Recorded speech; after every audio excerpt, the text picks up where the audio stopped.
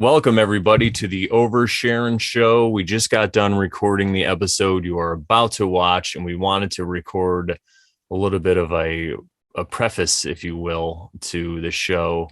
And wow, what an amazing show. I know that our diehard fans are going to absolutely love it. And, Sharon and I loved it. But Sharon has a little message she wanted to tell everybody that's about to watch the show. Well, I have told Joe this before, but I said to him, I said, you know what? When I listen to your podcast, I said, I know Brandon and I on the Sharon show, we're pretty niche. Like we have a niche show. Like we don't talk about things that most people are talking about, and we talk about them in a different way. But I said, you're like the niche of the niche because and I said, I say that in the kindest way and in the most complimentary way, like it's a compliment because we feel like Brandon and I were talking, we feel like he's kind of like the background host, like co-host, I should say, of this show, because ever since we've known him and his material, it really makes for a lot of the discussions that we end up having and we've mentioned him on our show. So he is kind of, he's just up there. He knows a lot of stuff. And I think you guys are really going to enjoy not only his story and how he got to where he is, but just the stuff he knows. He's very well versed in many topics. Yeah, exactly. And I feel like if we we're going to use an analogy of like a bar, like say you go out to a bar and a lot of people just drink the well liquors, that's what's out there. You could find a lot of that on YouTube. Everybody has that stuff.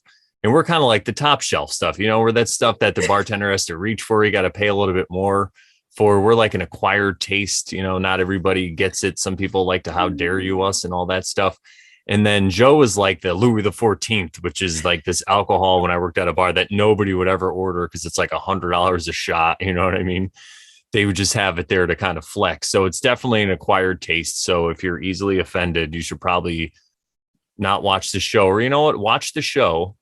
And if you're offended, keep an open mind. And if you are offended, you can use that as a little bit of some like a temperature gauge for where you're getting offended and where you can do some self-work, I guess, Or sacred cow slaughtering. How about that? Yeah, there's a lot of sacred cows that are dead in this podcast. So we hope you enjoy it. This is one of our favorite episodes to record, and we totally enjoyed it. That's why we're recording this. We wanted to say a little bit about it before you guys actually watch the show.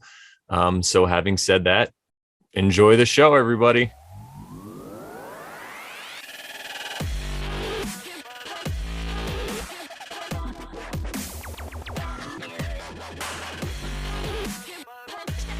Hello, everybody, and welcome back to another exciting episode of the Sharon show. I'm so excited today. We have another guest, which we've been having a bunch of guests lately.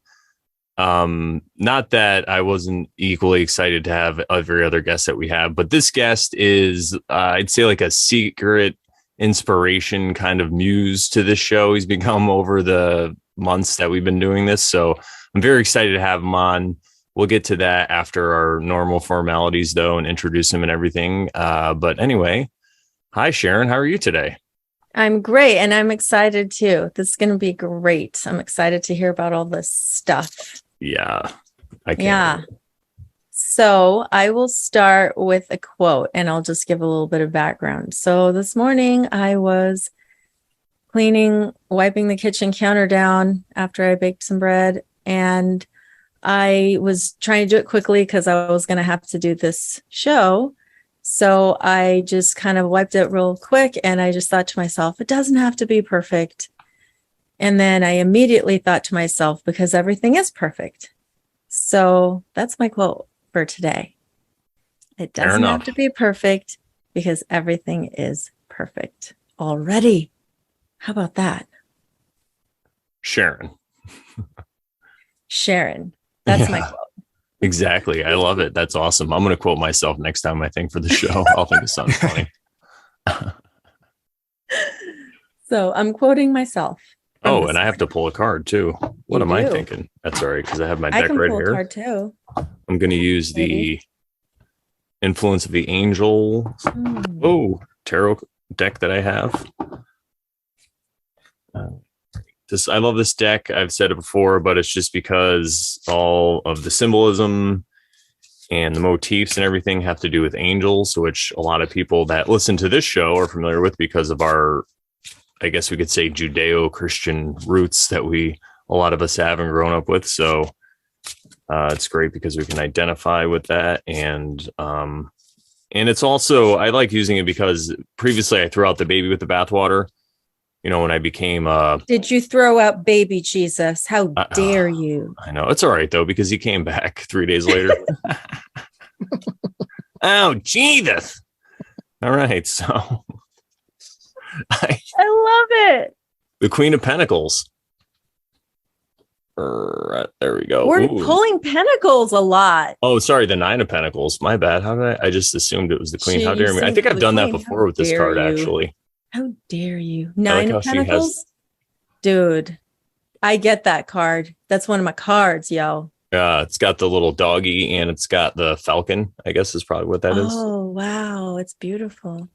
And nines represent completion, but more of like the climax of the completion, whereas I always say a nine is kind of like, if you think in the lens of Lord of the Rings, nine is like when the ring gets thrown in to the fires of Mount Doom.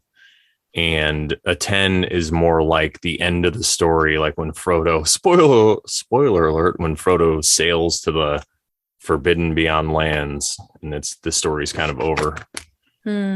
Or whatever this end of the story is if you read or watch the movie.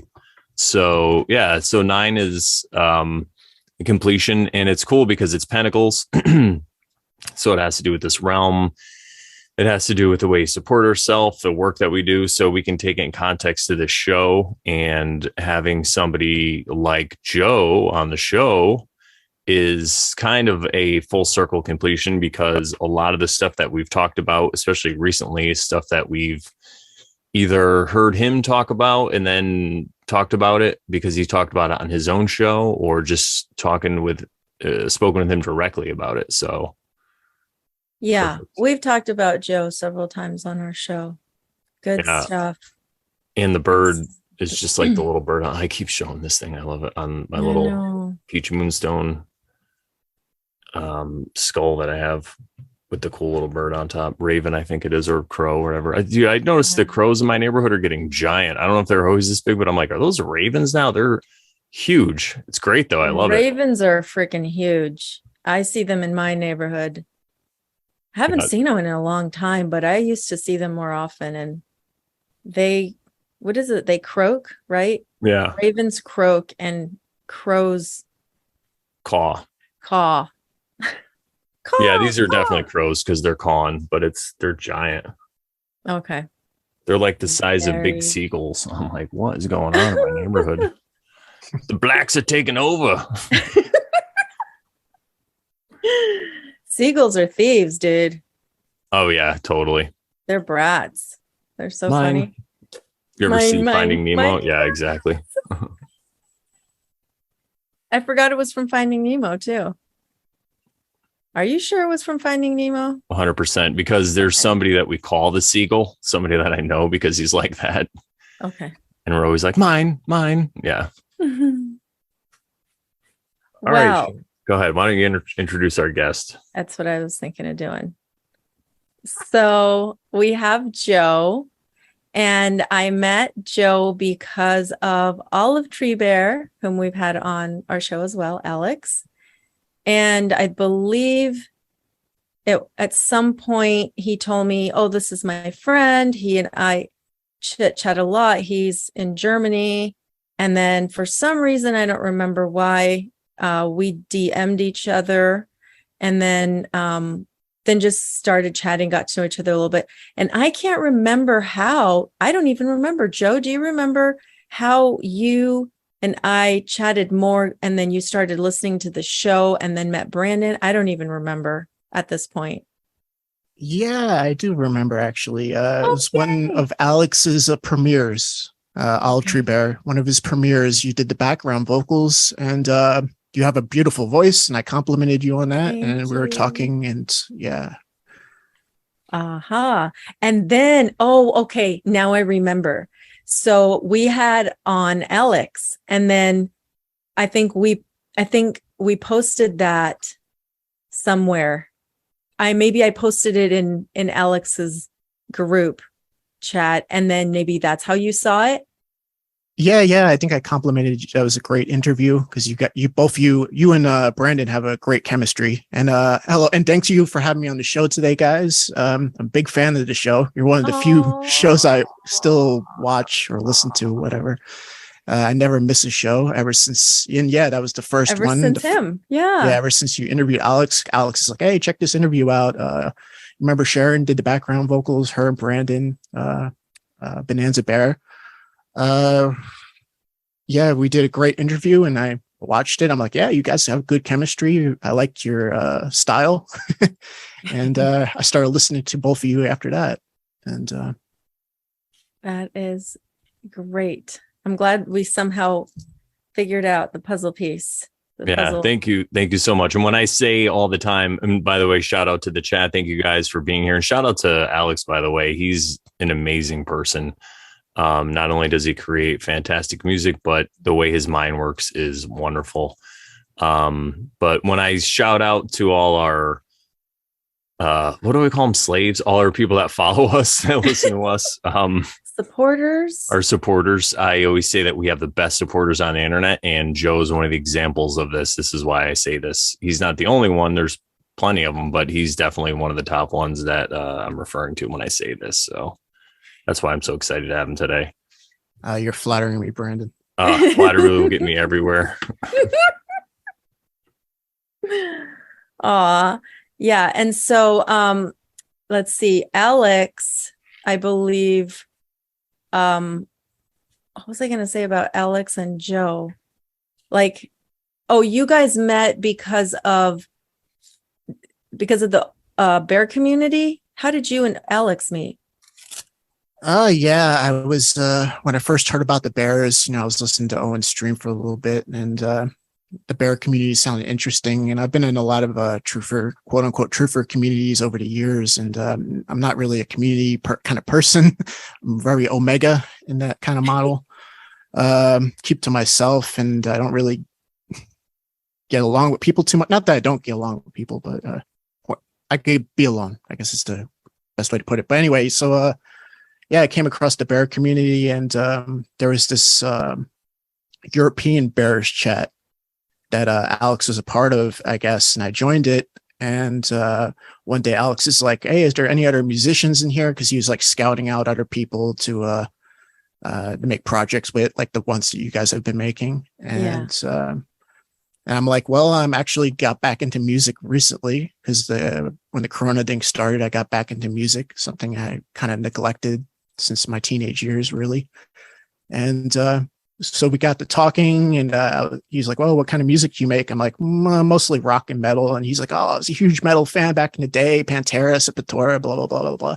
And I'm like, yeah, me too. And so we kind of hit it off, like talking about metal and stuff like that. And the more we talked, the more we realized that we could communicate with one another, and oh my God, we can understand each other.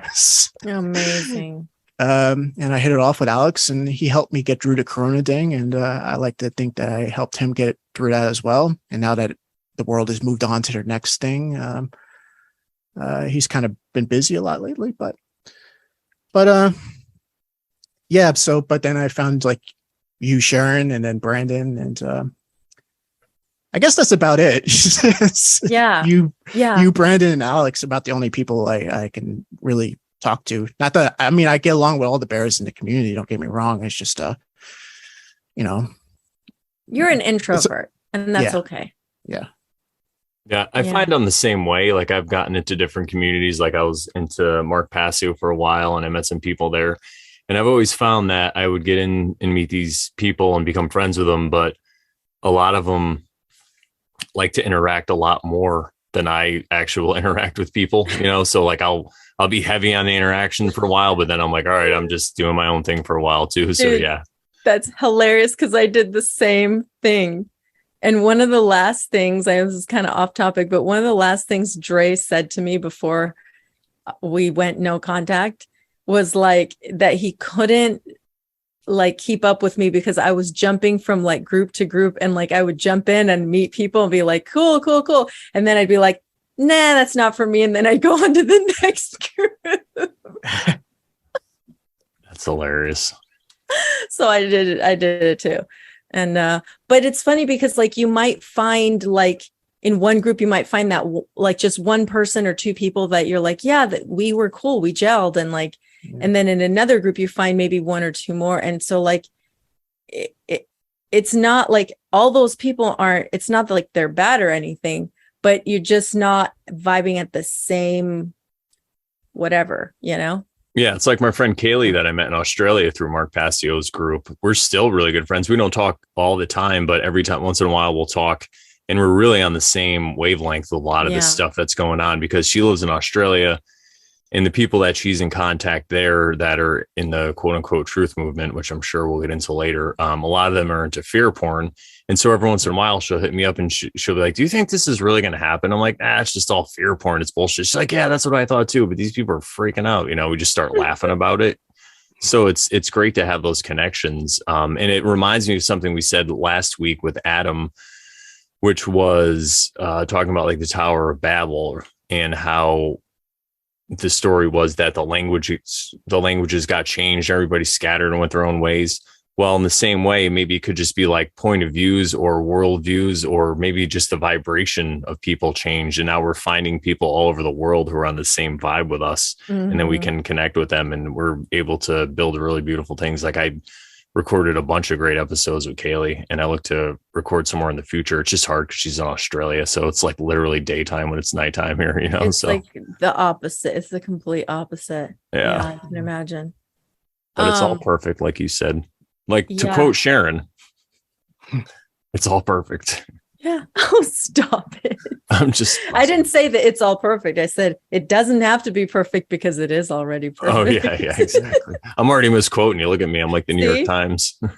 See, we're quoting, I'm partially quoting the Tao, right? Oh, yeah, totally.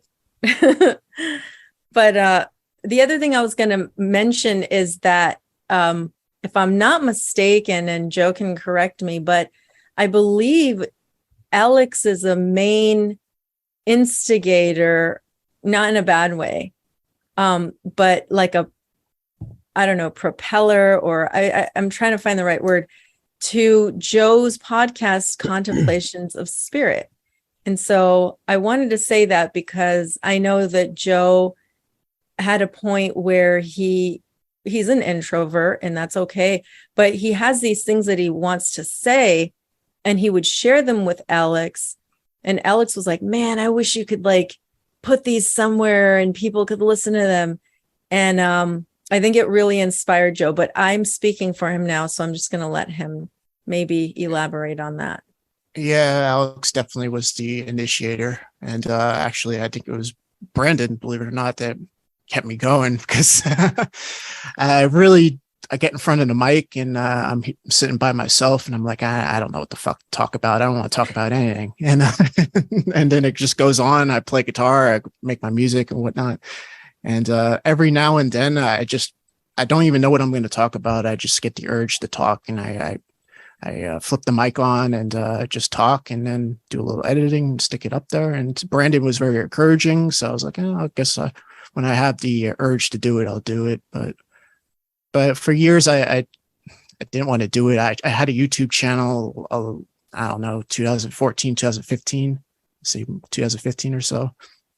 And it was, fell on a lot of deaf ears. I had a lot of viewers, but it was, I don't know, I felt like it wasn't reaching anybody, and am I wasting my fucking time here? And then you get the hate mail, and I was like, you know what? Fuck this. Like, so I just moved on with my life. And but yeah, I'm not really a talker or to articulate with words. I guess my brain works very artistically, poetically, I guess. So it's like yeah, I'm not a very left brain person for the most part, I guess.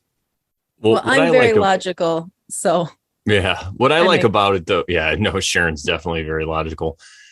What I like about it is that it is really raw, and it's just you just put it into your own words. You're not trying to, because a lot of people, they'll try to use big words and act smart or like share this knowledge that they have, but you're just sharing your experiences and you're putting out there and you're like, take it or leave it. And I also like the way that you mix in music. You have this Yeah. way to perfectly pick a song, and that's a compliment coming from me because I pick music all day on the weekends when I'm a wedding DJ, right? So, like, I forget what episode it was, but you used using "Losing Your Religion" by REM afterwards, and you have this podcast that you put up. You talk about all this stuff, and then you play this song that ties it in perfectly. Because if you listen to the words of these songs that we've heard millions of times, and we never really listen to the words, but if you stop and listen to the words, and it's like we say how words have changed, the meanings change so much, or they could have different meanings, and there's a lot of allegory you can pull. So if you look at it from that reference or point of view, it ties in perfectly about what you talked about. It's really kind of mind blowing, I guess you could say. It's really cool. So I mean, you actually got me back into listening to REM, and now I play Man on the Moon a lot at weddings because he's like, if you believe they put a man on the moon, I'm just like if laughing at Yeah, yeah. exactly. Yeah. Yeah, I got a lot of stuff you could play at as a DJ that you could get the crowd dancing and stuff, but there's some hidden meaning in it that you'll sit back and be like, yeah, but everybody else will go over their head. But it's just the nature of consciousness. Whatever's on the vibration gets caught, so to speak, because yeah, your nervous system, what they say, 40 signals you can extract out of the shit going on around you, but there's an infinite amount of signals going on and multiple different spectrums, and it depends on your state of consciousness, the context to which you view life, to what you extract. Because you can extract a lot of meaning if you have a high rate of consciousness, but if you don't, you're like, oh, well, is this a song I could dance to? Which is cool. I like music you can like jump up and down, bang your head around to as well. But there's a lot of truth that comes through art, like especially music, that comes through very non-linear, very poetic, and it usually falls on deaf ears, but it is what it is. But it's a very therapeutic, I found, especially as a not only as a music lover but as a composer. You can use it as therapy to kind of let stuff go, so to speak, or express yourself in a way that, if I try to string it in logical words, it is not as easy to articulate. Yeah. And I found with me, with my journey to truth, when I was younger, I was probably, like you said, I wasn't exactly picking all the stuff up, but there's certain songs that I was drawn to and I listened to over and over again, and certain movies too that I would be drawn to and watch over and over again. And now when I watch them with new eyes, I was like, wow, it was kind of like my higher self trying to be like, dude, this is, just pay attention to this or whatever it was. And it was kind of like, it was like a little oasis in a desert of nonsense, at the time. So it's pretty cool. And people can feel it on an intuitive level when there's a true vibration. They might not be able to figure it out in their state of consciousness, but they feel it on an intuitive level. Like you feel truth on an intuitive level. Like there's literally a vibration to which is truth, and that is the standard to what truth is. But it's not. It's only objective to a certain point, and then it becomes very non-linear, and then very non-dualistic, and then it just becomes, for lack of a better term, spirit, the Godhead, on and on and on, practically, I guess in theory, forever. It's the source, but everything in line with the source is truth, and all the words and the logic and everything like that is just the structure that arranges in the vibration, so to speak. So Yeah, I don't know where I was going with that, but continue. No, that's really awesome. It made me think of because you have said something to that effect on one of your earlier podcasts about truth having this vibration, this frequency, that if you resonate, like people naturally will resonate to truth, but like you said, they're not aware of it. And so it made me think about this Aaron Abke video that I was watching or listening to yesterday, I think it was. And it was about A Course in Miracles, which I know you're aware of, and you really, I'm pretty sure you really love that book as well, or that material. But he said something to the effect of, or was it him? Oh my gosh, was it him, or am I mixing it up with someone else? Maybe I'm misquoting him. Okay, some video that I was watching yesterday made me think about the truth vibration and how when we're growing up and we're listening to like indoctrination from whether we go to church or whatever, right? The indoctrination of the Bible or whatnot, saying things like,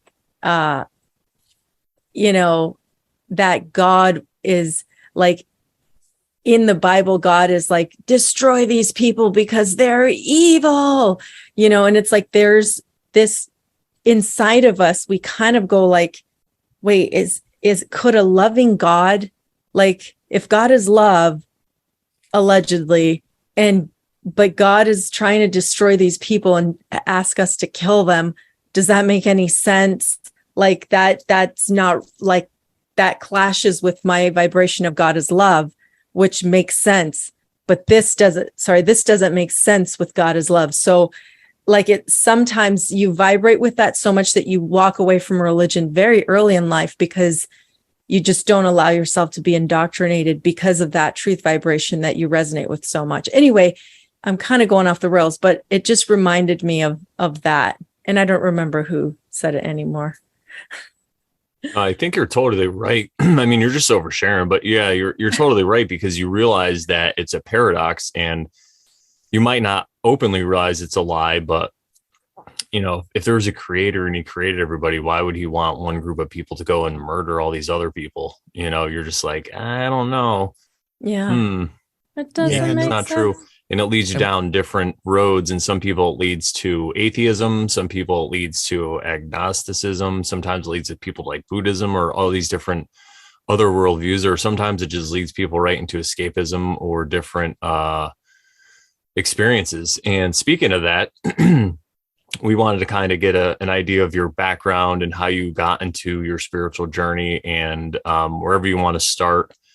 Well, he was going to say something, I feel like. Oh, yeah, go ahead. I don't remember. If it doesn't serve me in the moment, I forget, dude. Must be nice. No. Okay, yeah. So spiritual journey, I guess. Is that what you're getting at, Brendan? Yeah, basically that. And if he wants to, whatever background he wants to give in his life that kind of led him there, and whatever experiences. This is the Oversharing show, so feel free to overshare as much as you want. And we'll interrupt. If you're done, we can ask more questions. So feel free to just stop when you're done. All right, no problem. Spiritual journey. All right, I guess that's my entire life. This whole life, I look at it as a spiritual journey, kind of. Exactly. But yeah, I've always been interested in like kind of metaphysical stuff, and I always knew there was something beyond this realm. I was thinking today, even as a little kid, every now and then I'd realize I had blood inside of me, and there's just something felt weird about that. Fuck, I'm made of water, I'm made of blood, what the fuck? And I would make myself sick to my stomach. Really weird shit like that. And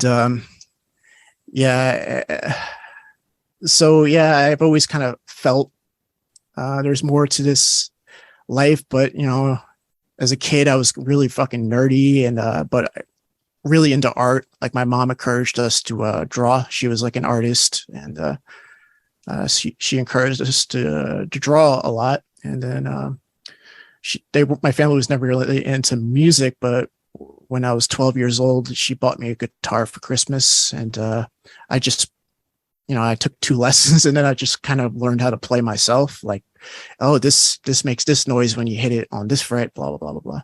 So I've always been interested in like creative stuff like that. And always more kind of geared towards that. But I said I don't really have a left brain side, but that's not exactly true. I just don't really cling to belief systems. It's hard for me to have belief systems. Like it just don't, they never made sense to me.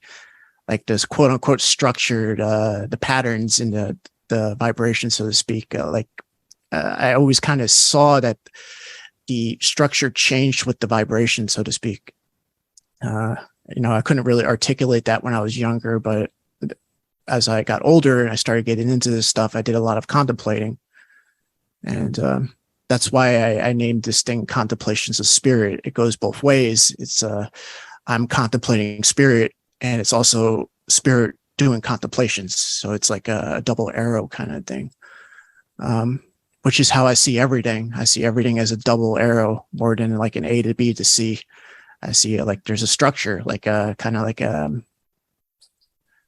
the greatest analogy, though it is an analogy and a metaphor, but it's also quite literal for everything, is that they're like a magnet. Like you have a magnetic field, and based on the charge of that magnetic field, if you introduce iron filings, they arrange in a certain pattern based on the north and south on the filings to charge, and then the overall charge of the field. And if you change the field of the magnet, you change the structure.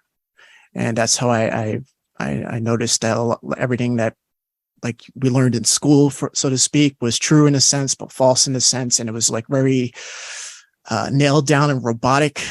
So like, even though I do extremely well in school, because I do have that left brain kind of ability, like I hated school growing up.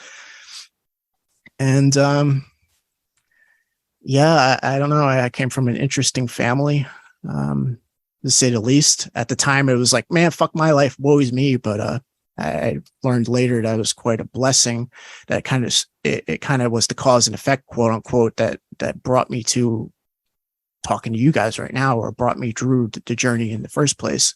Because without all the quote unquote bad times, I would have never been forced to grow, I guess.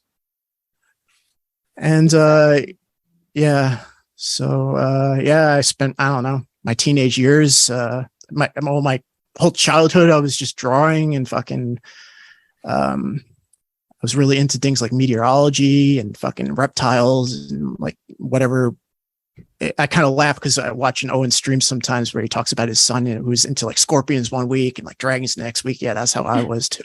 So it kind of makes me laugh. But yeah, and then puberty came, and I was just really into music. I wanted to be a rock star. And then at some point when I was like 17-ish, I was like, I got to do something with my life. I don't think I'm going to be a rock star. So I was like, I'll be a cop, because my grandfather was a cop, and I grew up on his war stories, and I learned when I was a teenager that I was really good at hurting people. So and I'm not afraid of people. I had my fears. I still have my anxieties, but people physically have never been one of them, because I just don't care. And so I was like, I think I could be a good cop. Plus, investigating always seemed like an interesting job, because I've always been somebody, when I want to learn about a subject, even from when I was a kid, that I'll seek it out and extract meaning and patterns. And yeah, so I was doing that for the longest time. I became a certified law enforcement officer in Florida when I was 20.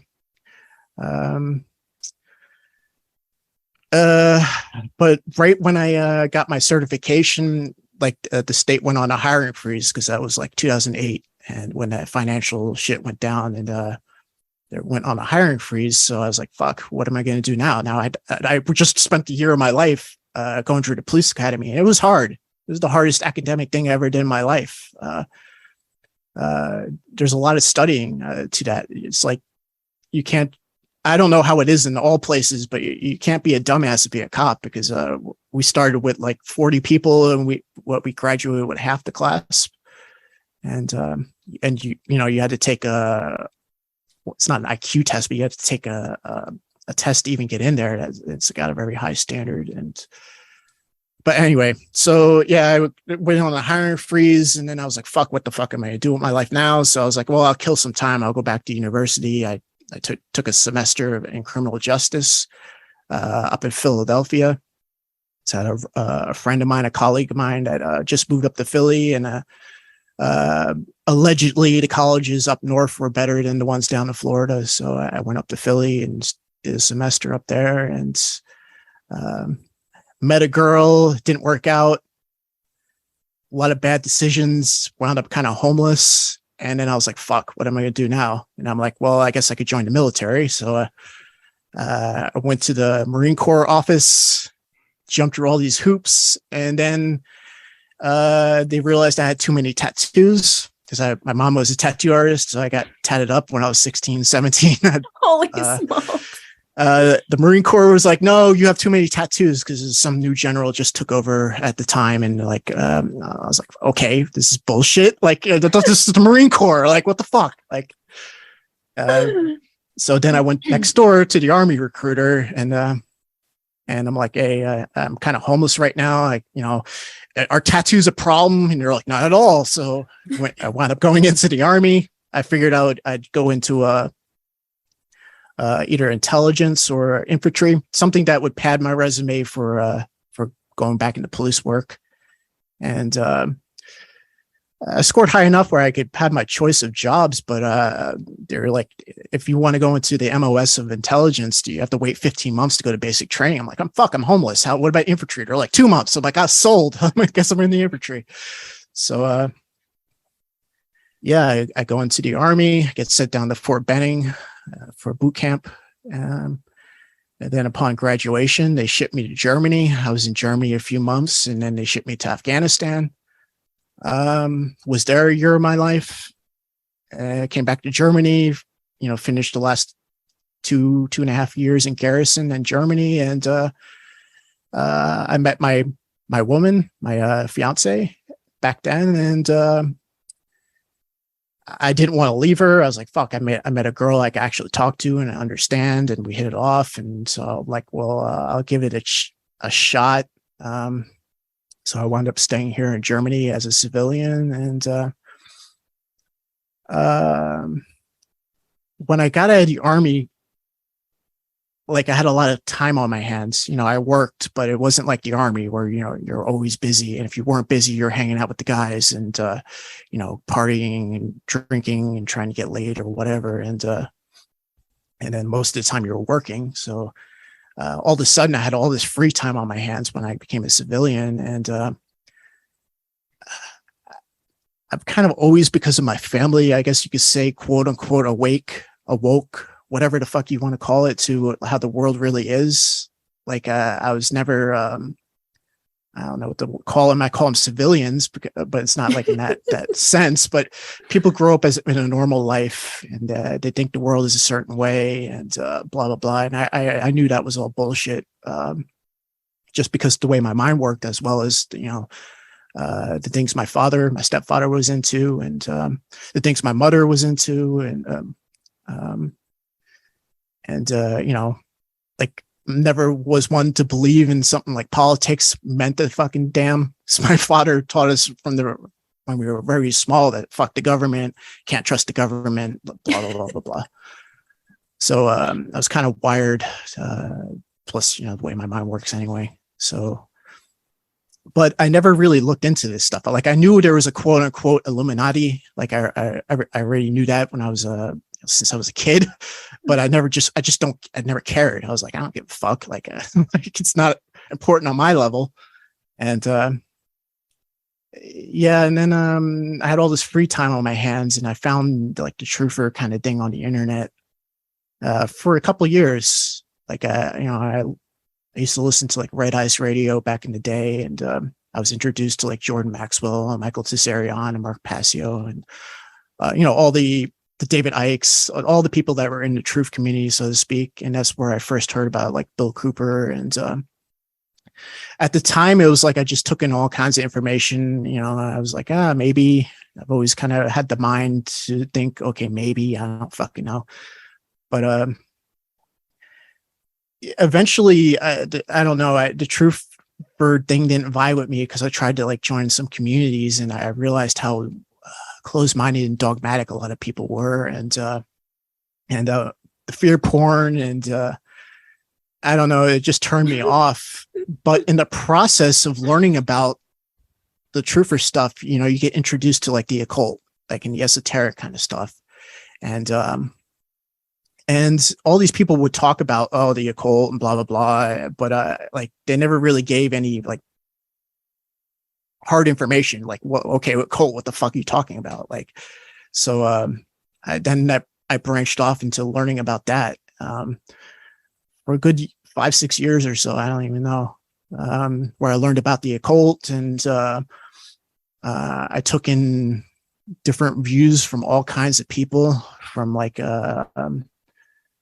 Freemasonic writers all the way to Satanist. Like I learned a lot of shit from like Satanist, and if I didn't see how narrow-minded and short-sighted that philosophy is, I would even see how seductive that could be, because I'm kind of wired to be as a Satanist is, like, Church of Satan, LaVey kind of thing, not like what the truthers think Satanism is, where they're eating babies and whatever the fuck they think, but actual like occult Satanism, like what they believed. And then, I've read the Satanic Bible and all Anton LaVey's stuff, and Aleister Crowley, and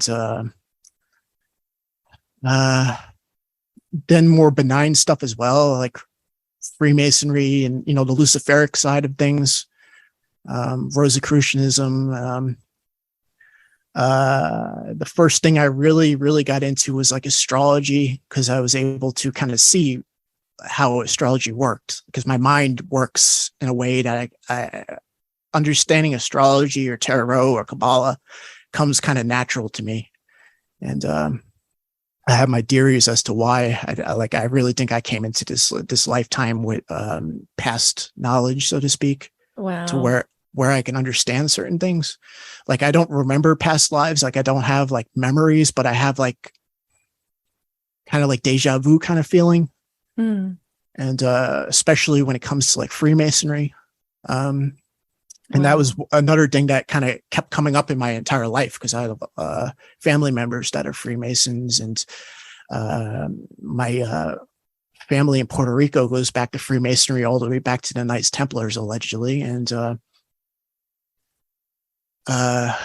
so yeah, that shit always kind of like it pulled me in, and then I didn't give a fuck about the truther stuff anymore. I thought they were all retarded, and then you're learning about the occult, and then you're like, no, occult just means hidden, and they're like Satan, fucking worshiping, fucking baby eaters, fucking Illuminati, they're coming. Like it's like no, dude, like, and at the time I still didn't really give a fuck about the controllers, the higher ups, so to speak. I was starting to see, because my first kind of like introduction to what I found to be actual occultism was actually Bill Cooper, because he did a lot of series where he talked about Mystery Babylon and how things came to be, and what the Illuminati actually is, and what Freemasonry actually is. And I've came to the conclusion, even at this point in my path, that I think Cooper was telling the truth about a lot of stuff. He might not have been good on predictions. But from what I understand, all predictions are false. Like, because it's just impossible to know. I mean, you could logically predict certain shit, like if you draw a ball up in the air, it's probably going to come down, because it usually comes down. But so you can do predictions to a certain point, but the world in this realm is so complicated that it's impossible. I don't give a fuck if you had a IQ of 200. You can only know a certain compartment of this realm. You can only know a certain spectrum of the realm, if that makes sense. You only have a realm of the realm, so to speak. Even if you master it and you you learn about your compartment, so to speak. You become an expert in your compartment. You only became an expert in your little compartment, Your niche. yeah.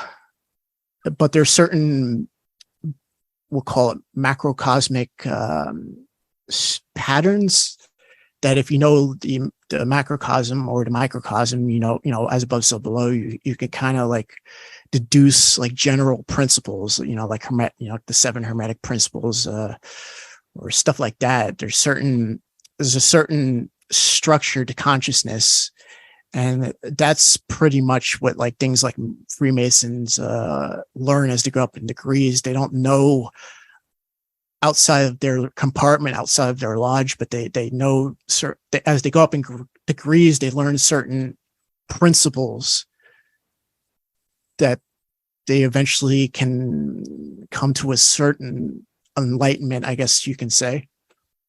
And that degree would be what you would call the Illuminati. And you don't necessarily have to come to it through Freemasonry. You could come to it through any of the like mystery schools or traditions and shit like that. Different paths. You could be a Satanist to figure this shit out.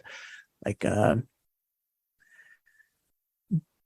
yeah. So I don't. So I was into that shit for the longest time, and eventually I started.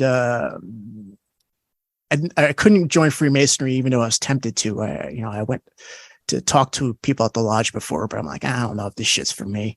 Like, it just, I don't know. Freemasonry has this weird feeling to me, and I was like, I don't know. Maybe I'll just study some sort of occultism on my own, and that's like, there's all kinds of offshoots from like the Golden Dawn and stuff like that, where you can sit alone in your room and do these rituals and rites and stuff like that. And practice the tarot and astrology and Kabbalah, and over time, you gain a certain level of understanding. And it certainly, I certainly did. It worked. I got to the point where I was, I could do like a ritual or something like that, and I could bring it into manifestation. Like I brought a house that we lived in for a while into manifestation, exactly the way I wanted it. Numerous little smaller things. Some things didn't work. Some things I don't know if it holds in the future. I don't know. But anyway, it was starting to feel kind of weird to me.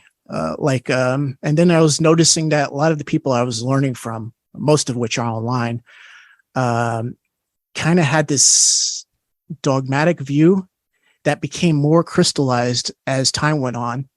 And the more crystallized they became, I could almost feel like their energies sink. Like they became like almost like, think of it made of lead, and it sinks into the water, so to speak. It's the best sensation. I could feel it, but I can't really tell you. Like if you can like debate me all day and say, oh, well, that's just your opinion. Yeah, I can't prove it objectively, but I felt something off. And I felt kind of empty inside. I'm like, oh, I'm learning all this stuff. I'm fucking, I'm gaining more knowledge. I'm bringing stuff into manifestation. Like, why am I still kind of like, I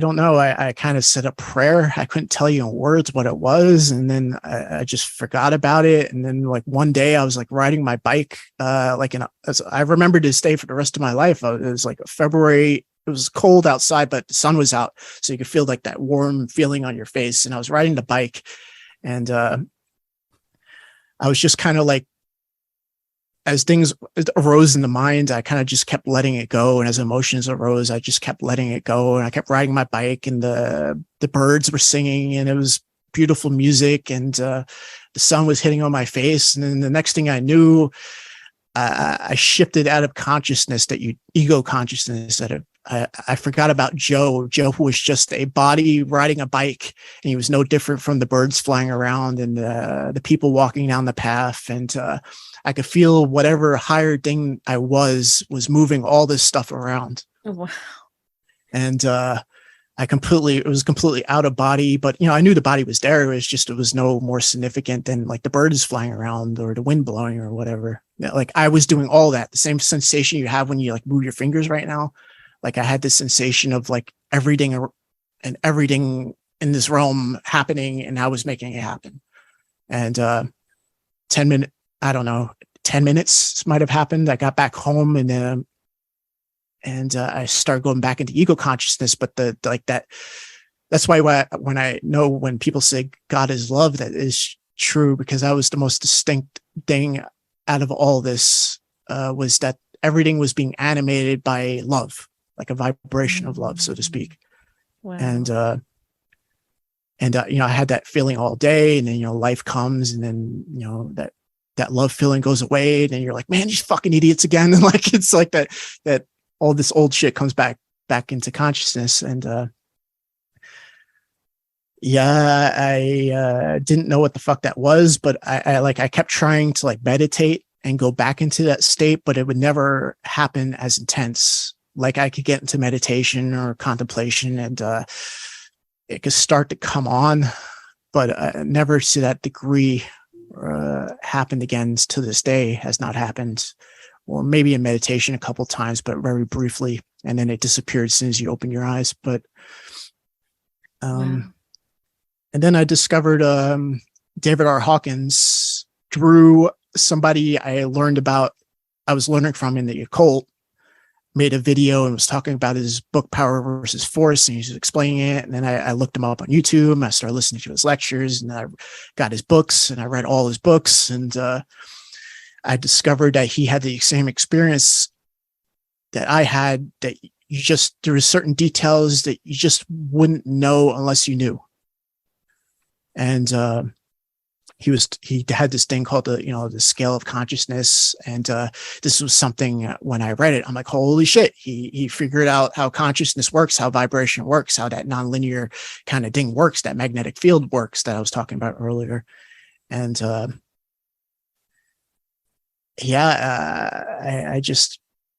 was hooked. And then I fell into the trap of trying, I forgot all about the occult. I'm like, yeah, fuck the occult. Like, I learned some stuff, but it's not doing anything for me. And I just want to go back to that state. I don't want to manifest anything anymore. I just want to go back to that fucking state. So I learned about other people he suggested, like Ramana Maharshi and Nisargadatta Maharaj and Ramesh Balsekar, and these people that he measured their consciousness to be in that enlightened state, so to speak. And I learned, from these guys. And then for a while there, then I fell into the trap of trying to be ultra spiritual, like Ram Dass always talks about, like Brandon brings up Ram Dass all the time. Yeah. I was like, I can't be around anything negative. I can't listen to heavy metal anymore. It's fucking negative. So I'm listening to just classical music. And then but I always found classical music, not always, but rather boring. So my life, instead of feeling spiritual, I just felt dull. I wasn't negative, but I wasn't positive either. I was just dull. And then eventually I was like, fuck this. I like heavy metal, and I put on Sepultura. And spiritual ego. Yeah. And then I just kind of started going with the flow. And then I kind of realized, if everything is a consciousness, nonlinear, and everything's coming from the spirit, and the spirit is structuring everything when it comes to this realm, then why am I listening to people online or reading books or seeking knowledge outside myself when I have all the information? I just don't know how to arrange it yet.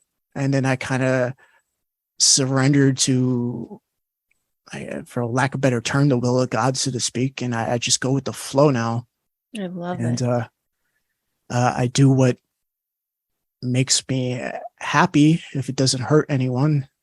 And if I do hurt somebody or hurt somebody's feelings, which I'm prone to do, because sometimes I don't think, I just say what I think is true. And if it offends somebody, fuck them. But I'm trying to work on that, or trying not to be a know-it-all, because I realized a lot of people are on different paths. But so I kind of struggle with that, because I could realize that I still have a lot of negativity in me.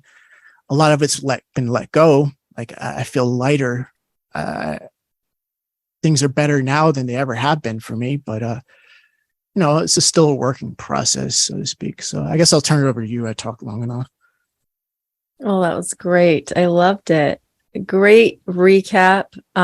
If you guys will, when Joe tells us later at the end of the show where his stuff is, you guys can go check out like some of his early episodes where he talks about his life story. Amazing stuff. But like that was a great recap of some of the episodes you've talked where you've talked about your, your path and everything. So that was great. Brandon? One thing I wanted to talk about, again, I agree with Sharon. That was great. Thank you for sharing all that. And one thing I wanted to talk about, back up a little bit, is this whole thing called Satanism.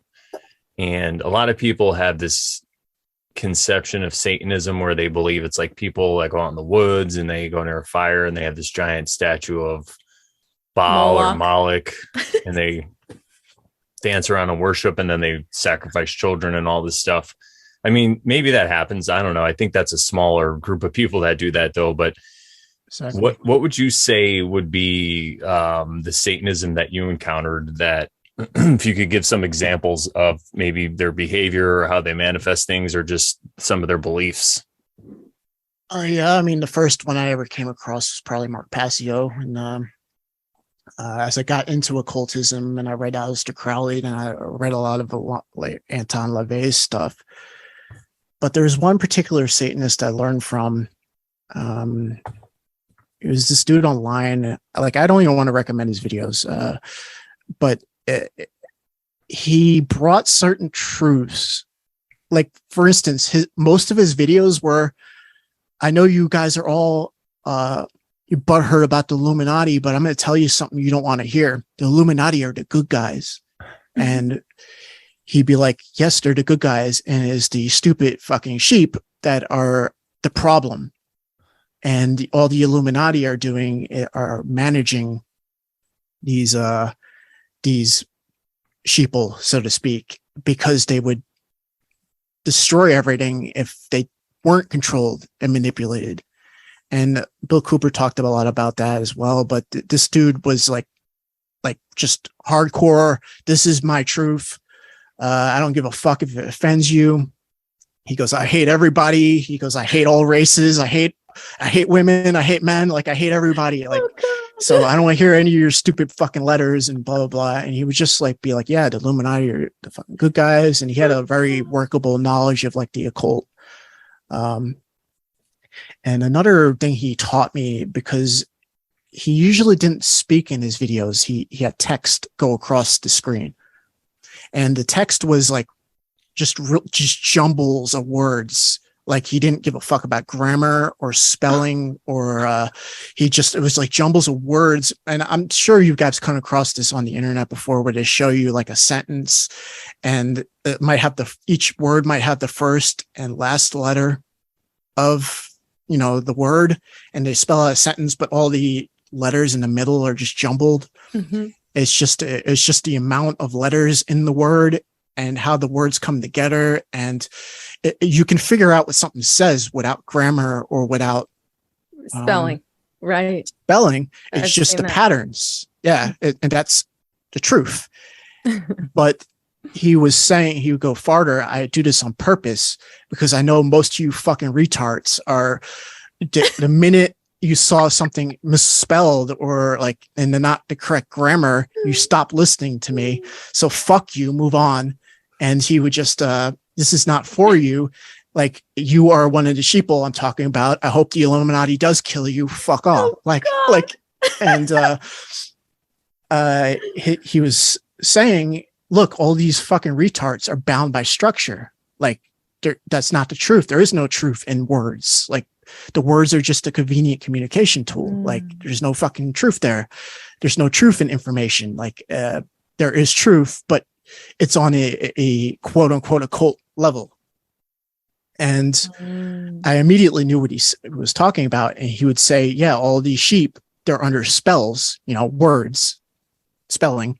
They're under spells, and purposely, so they are controlled, so that society can function. And so I can have a life and seek my truth and spirituality, and you can, and the rest of these people are just fucking slaves. Fuck them. Like, they'll literally destroy everything if they weren't controlled.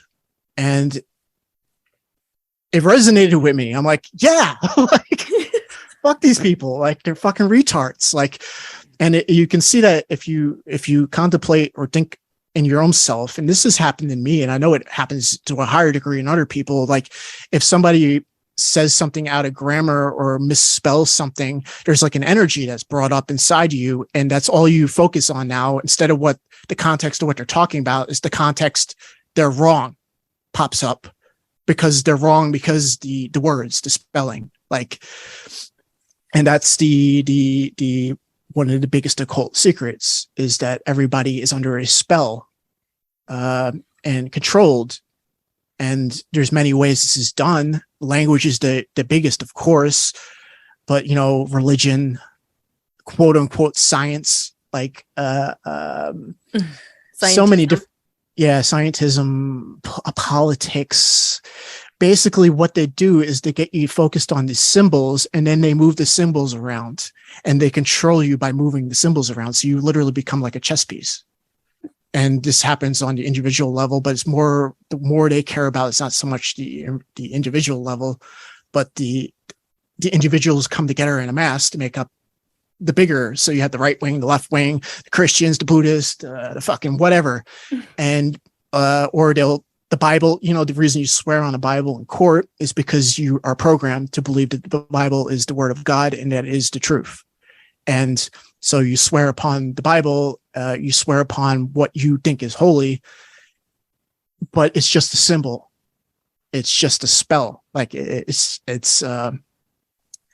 so yeah, I learned a lot about stuff like that. And the guy, would teach about Stonehenge and how it was used as a clock or a computer. It's like an ancient computer to calculate the solar eclipse in particular.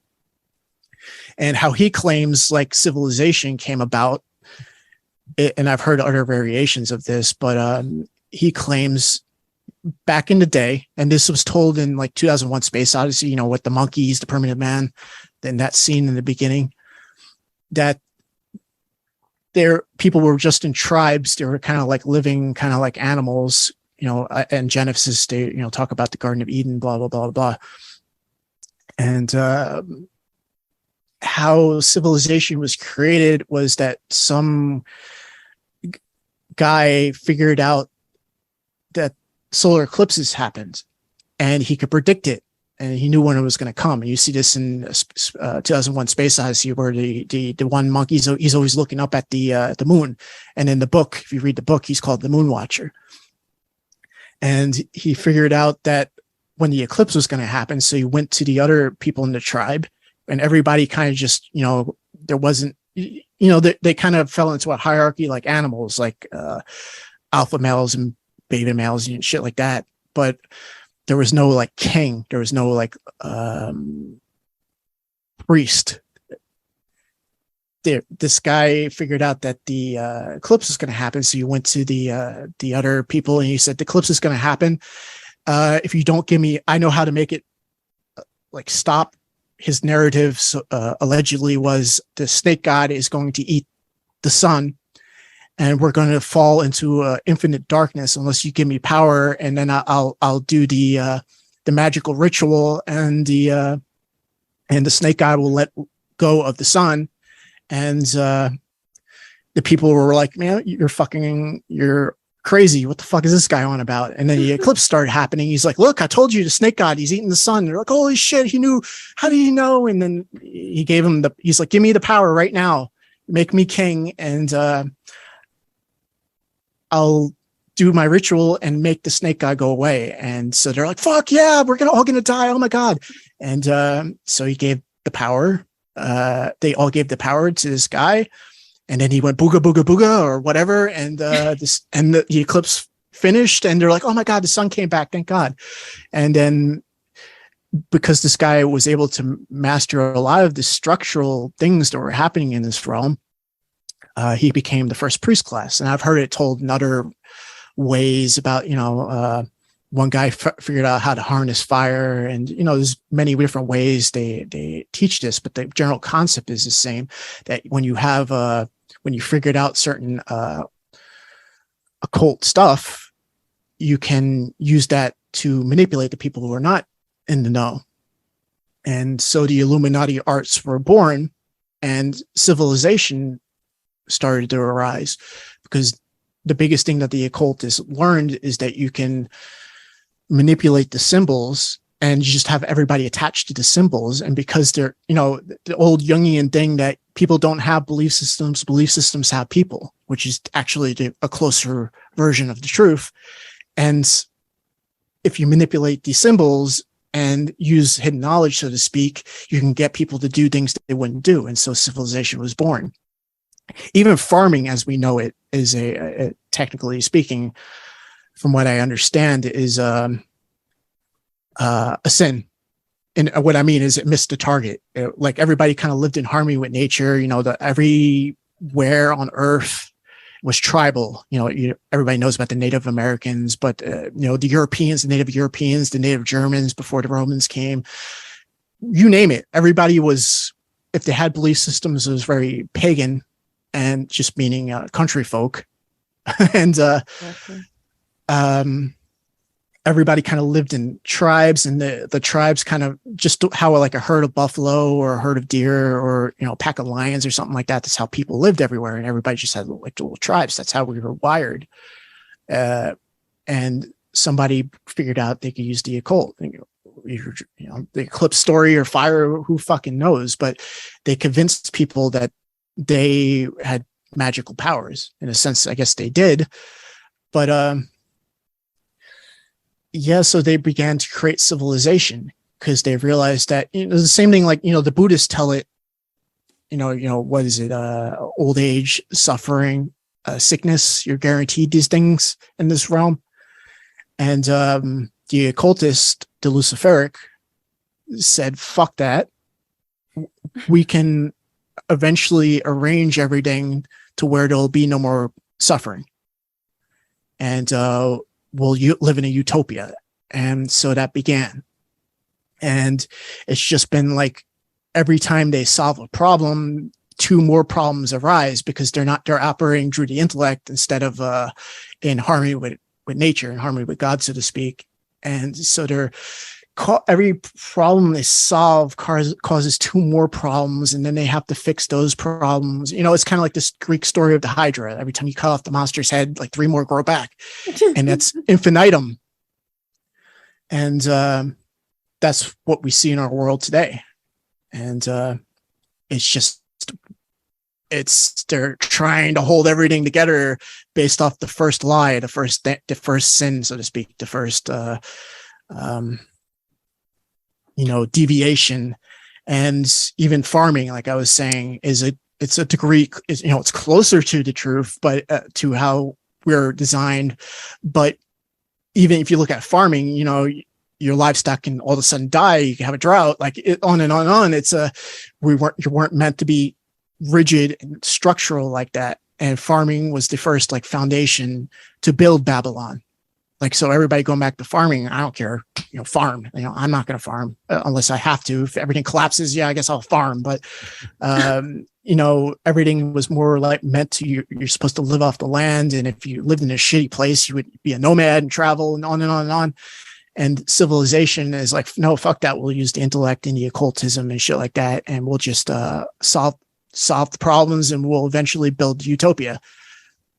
And, I don't know if I answered your question, Brandon. No, that was a great answer. And what I want to say is it reminds me, I guess you could say hunter-gatherers, like people were more just in line with nature. And I love that you said that, because a lot of times on this show, we'll talk about people's behavior and we're like, we don't care as long as you're living in accordance with natural law, God's law, the golden rule. And I think we could just sum it up and say, as long as you're living in accordance with nature, it's a much more succinct way to say it. But I think what you said is great, because the way you could break it down is you could see that somebody was able to gain leverage over people because of their fears. They were able to tap into the power of the mob mentality, because I'm sure there were some people that saw through it that are like, this guy, like the eclipse always happens. This guy's trying to sell you shit. And the whole mob was like, no, shut up, he knows the answers, you gotta believe this guy.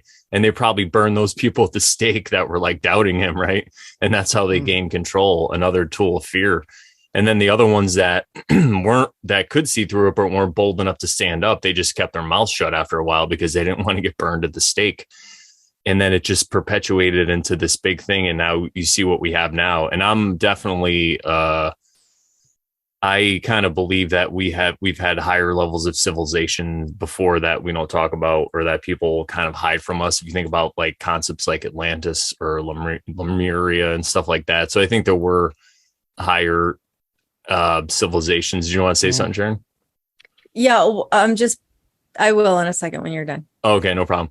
So I think that you could see how it went from this hunter gatherer, and then somebody, for some reason, it's just like the story of Lucifer. They wanted control. They wanted to be the ones in power. So they found this way. They just kept, hacking away. And then they figured out there was this fear, and they drummed it up. And there was this natural event that happened that they could take advantage. And because of that, they were able to harness all the fear and all the doubt. And that's why we talk about so much that you don't have to have any fear, because if those people didn't have fear, and if they said, listen, the nature's always provided for us, it always will. You shut up. Who cares if the sun's going to go away? It'll come back. Then this never would have happened. But they didn't. They allowed their fears to overcome them, and they gave this person their power. They handed it to them. And I totally fully agree. And it is easy to see the point of view of the Satanists that have that point of view, where they're like, fuck these people, they're just sheep. And I think the problem is they're just lacking compassion. And I have a feeling that maybe that's another reason why we're here. Certain ones of us who could see what we can see, and then we do get discouraged and we get really frustrated with the other people. I think part of that is maybe that's why we're here, because we have to learn compassion for these people. And it's not that we have to, but if we do, then maybe we can go on to the next level of consciousness or whatever it is. Yeah, the thing is, this realm is a certain vibration, and it attracts a certain vibration to incarnate here. And it's easy to say that, they shouldn't have been afraid, but that was the level of their consciousness. And that's still the consciousness that dominates the average person, the quote unquote NPC. Unfortunately, it is what it is. And you do have to have compassion, I've learned, and not hate them, but it also is what it is. Like, this realm was never meant to be a utopia. It's a certain vibration. And even though you can be of a higher consciousness and incarnate into a body, why the fuck would you, unless you yourself were confused? And, it goes to the Gnostic kind of beliefs and stuff like that. And maybe, I don't know, but I don't know. We have a lot of topics to cover today, but the thing is, these people can't be different.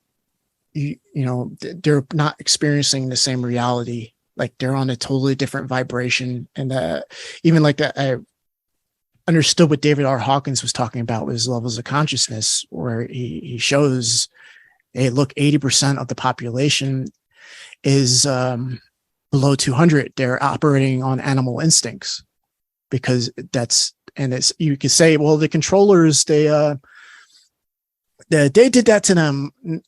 No, they're manipulating it the same way you would manipulate a deer, because a deer is predictable in his animal consciousness. Like, if you lay down corn, you could just sit there with a gun. You don't have to go hunting. The easiest way if you need to shoot a deer is you just lay down corn. You just sit and wait, because you know that deer is going to come for the corn, because that's its consciousness. And it's people. That's one thing the truthers don't understand, that it's not just the Satanists that know this, or it's even like the saints and the Buddha, or any of these people who became enlightened, either in the sense of how we understand it, and enlightenment in the terms of the Buddhic mind, the Christ consciousness, or the other way, the Luciferic enlightenment, where you figure out stuff through the intellect. It's not a cause and effect that is making them be the vibration they are. They are the vibration, and they're taking advantage of that because they're in the darkness. The owl sees in the darkness. That's why they always use that symbol. Like, they're in the darkness because everything below 200, so to speak, is in total darkness. They're just structure. like they don't even notice they have a spirit because it's all structure. It's hard to imagine. And that's why, like in things like Satanism, they tell you, it's a sin to be solipsistic. You can't think that everyone is like you. It's not true. It's never going to be true. And everybody teaches this. It just, maybe not as mean like a Satanist where he's like, fuck you, motherfuckers. But even like the saints, like, hey, people are the way they are. It's a thing of spirit. And eventually everybody will raise in consciousness, but it's not going to happen in this lifetime. And this realm is probably always going to be a majority of people in kind of like an animal level consciousness. It just is what it is. Even if they got an IQ of 200, it has nothing to do with IQ or anything like that. You can be totally like an animal and have a 200 IQ. That's why you get these mafia leaders and fucking assassins and very intelligent fucking people that are just disconnected because they're like a robot. They're like a fucking Terminator. And it's really hard for people to wrap their minds around that. And part of it, like you said, part of your own thing is you do have to have compassion, because if you have hatred, you get sucked down to their level, and you become a robot, so to speak, because when you're in those demonic kind of levels of consciousness, you're disconnected from the light and you're just operating like a robot based on the logical structure of your personality and of your experiences. You're functioning like a meat robot. And everybody has kind of been like that, even back in the nomadic days, or they wouldn't have fell for the trick in the first place. And it just is what it is. And because it is what it is, there's always people that have that different spirit that incarnate into this fucking place that immediately are tempted to grapple and manipulate and on and on and on. And you just kind of, by being the highest vibration you can be, you kind of rub off on everybody in your sphere, so to speak. And, it could go on and on and on, like Christ, like his teachings all over the world now. He's just some random dude in the desert 2,000 years ago, allegedly. And because that really high energy leaves an imprint. But it's only for those with eyes to see and ears to hear. I don't know if people can be awakened in this lifetime, but everybody I know that I consider quote unquote awake has been like this their whole life. Like they incarnated like this in a higher vibration, and it might have took them a long time down the path to figure shit out. But I don't know if people can be awoken. I really don't know. I don't see evidence of it, to be honest. Very interesting. Go ahead. No, go ahead.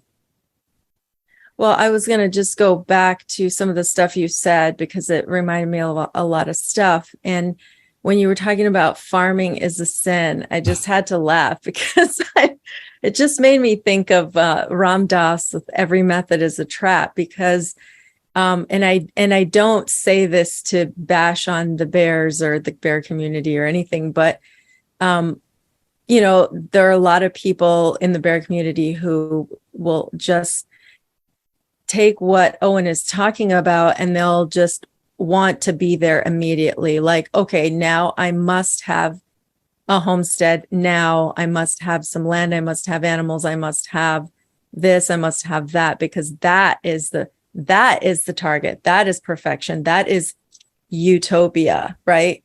And I think Brandon was smirking because we heard the word utopia the other day in the Owen and Chance's Innerverse podcast interview he did with Owen. They talked about utopia and how the word actually, Owen thought it meant nowhere or something. And then Chance was like, no, it means no place. Right, Brandon? Yeah, it's something like no such place or no place. Yeah. Something like that. So anyway, it was an interesting little thing that they kind of went on a tangent on, but this whole topic of like, even like you said, farming, doing something like that, being like another, to me, like I've been saying to Brandon, sometimes I tell him that everything is escapism. I think I said it in a show one time, like if you're not doing the work and you're not healing and you're not going within, you're not doing the healing work, then everything is escapism. I mean, you could be like, well, I just want a farm. I just want a homestead. I just want a husband or a wife and 10, 12, 13, 18, 20 kids. I mean, it's like every method is a trap, all that stuff. It's just like, and everything is escapism. That's how I'm seeing it. If you're not doing it for the right reasons, it's escapism. So anyway, the whole farming is a sin reminded me of the Bushmen in Africa, because that episode that Crow did with the Bushmen, with the guy who knows some of the Bushmen, they did not, I mean, I feel like they were the closest thing I'd ever seen to people living in accordance with, natural on the golden rule, whatever you want to call it, but just living as close to that as possible, because they weren't hurting anything. They would eat roots and vegetables, and that's how they would get their water, from the ground, from the root. And then they would take the root, eat from it. And then I think they wouldn't even get all of it. They would bury it again or something so that someone else could come across it later and have water, and have food as they were traveling through the desert. So, they used everything that they came across. They were very mindful of those things, right? But as Brendan and I talked about in a previous episode, they smashed down the ego so much that they didn't realize that there were people who were nefarious who could come and take their land from them. And somehow they couldn't stand up to that. So that was kind of interesting, like an interesting twist that I thought of. But what you also said, Joe, about animals and like people becoming, or not becoming animals, but people in that state, that kind of like animalistic state, in the lower levels of consciousness. It reminded me of the law of one, because in the law of one, Ra mentions that you have the 1D, which is like the 4 elements, and then you have the 2D, which is like the plants and animals.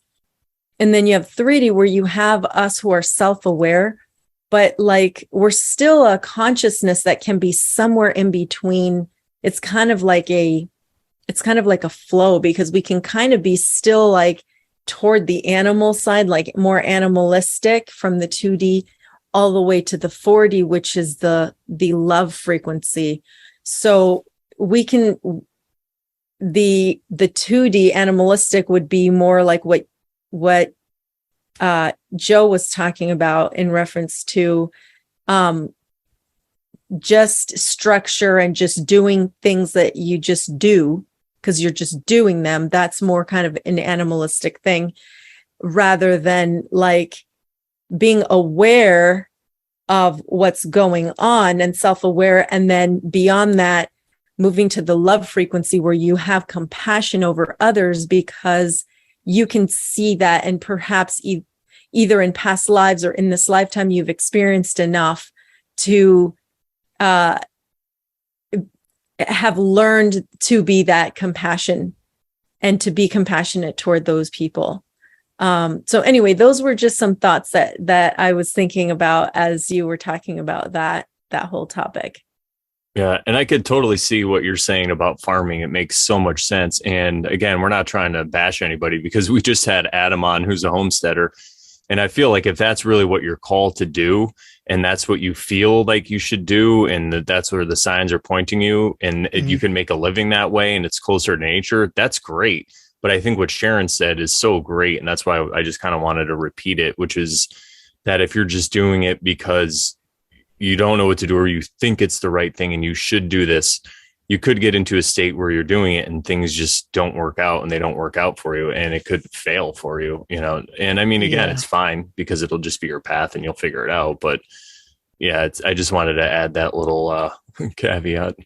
Yeah, we all have different paths, and it's if you get a how dare you is because of the farming thing, I'll clarify it further, because that's a kind of a hard thing without the proper context to understand. You'd be like, Right. "What do you mean? How dare you? Farming's fucking the Bible, the Bible."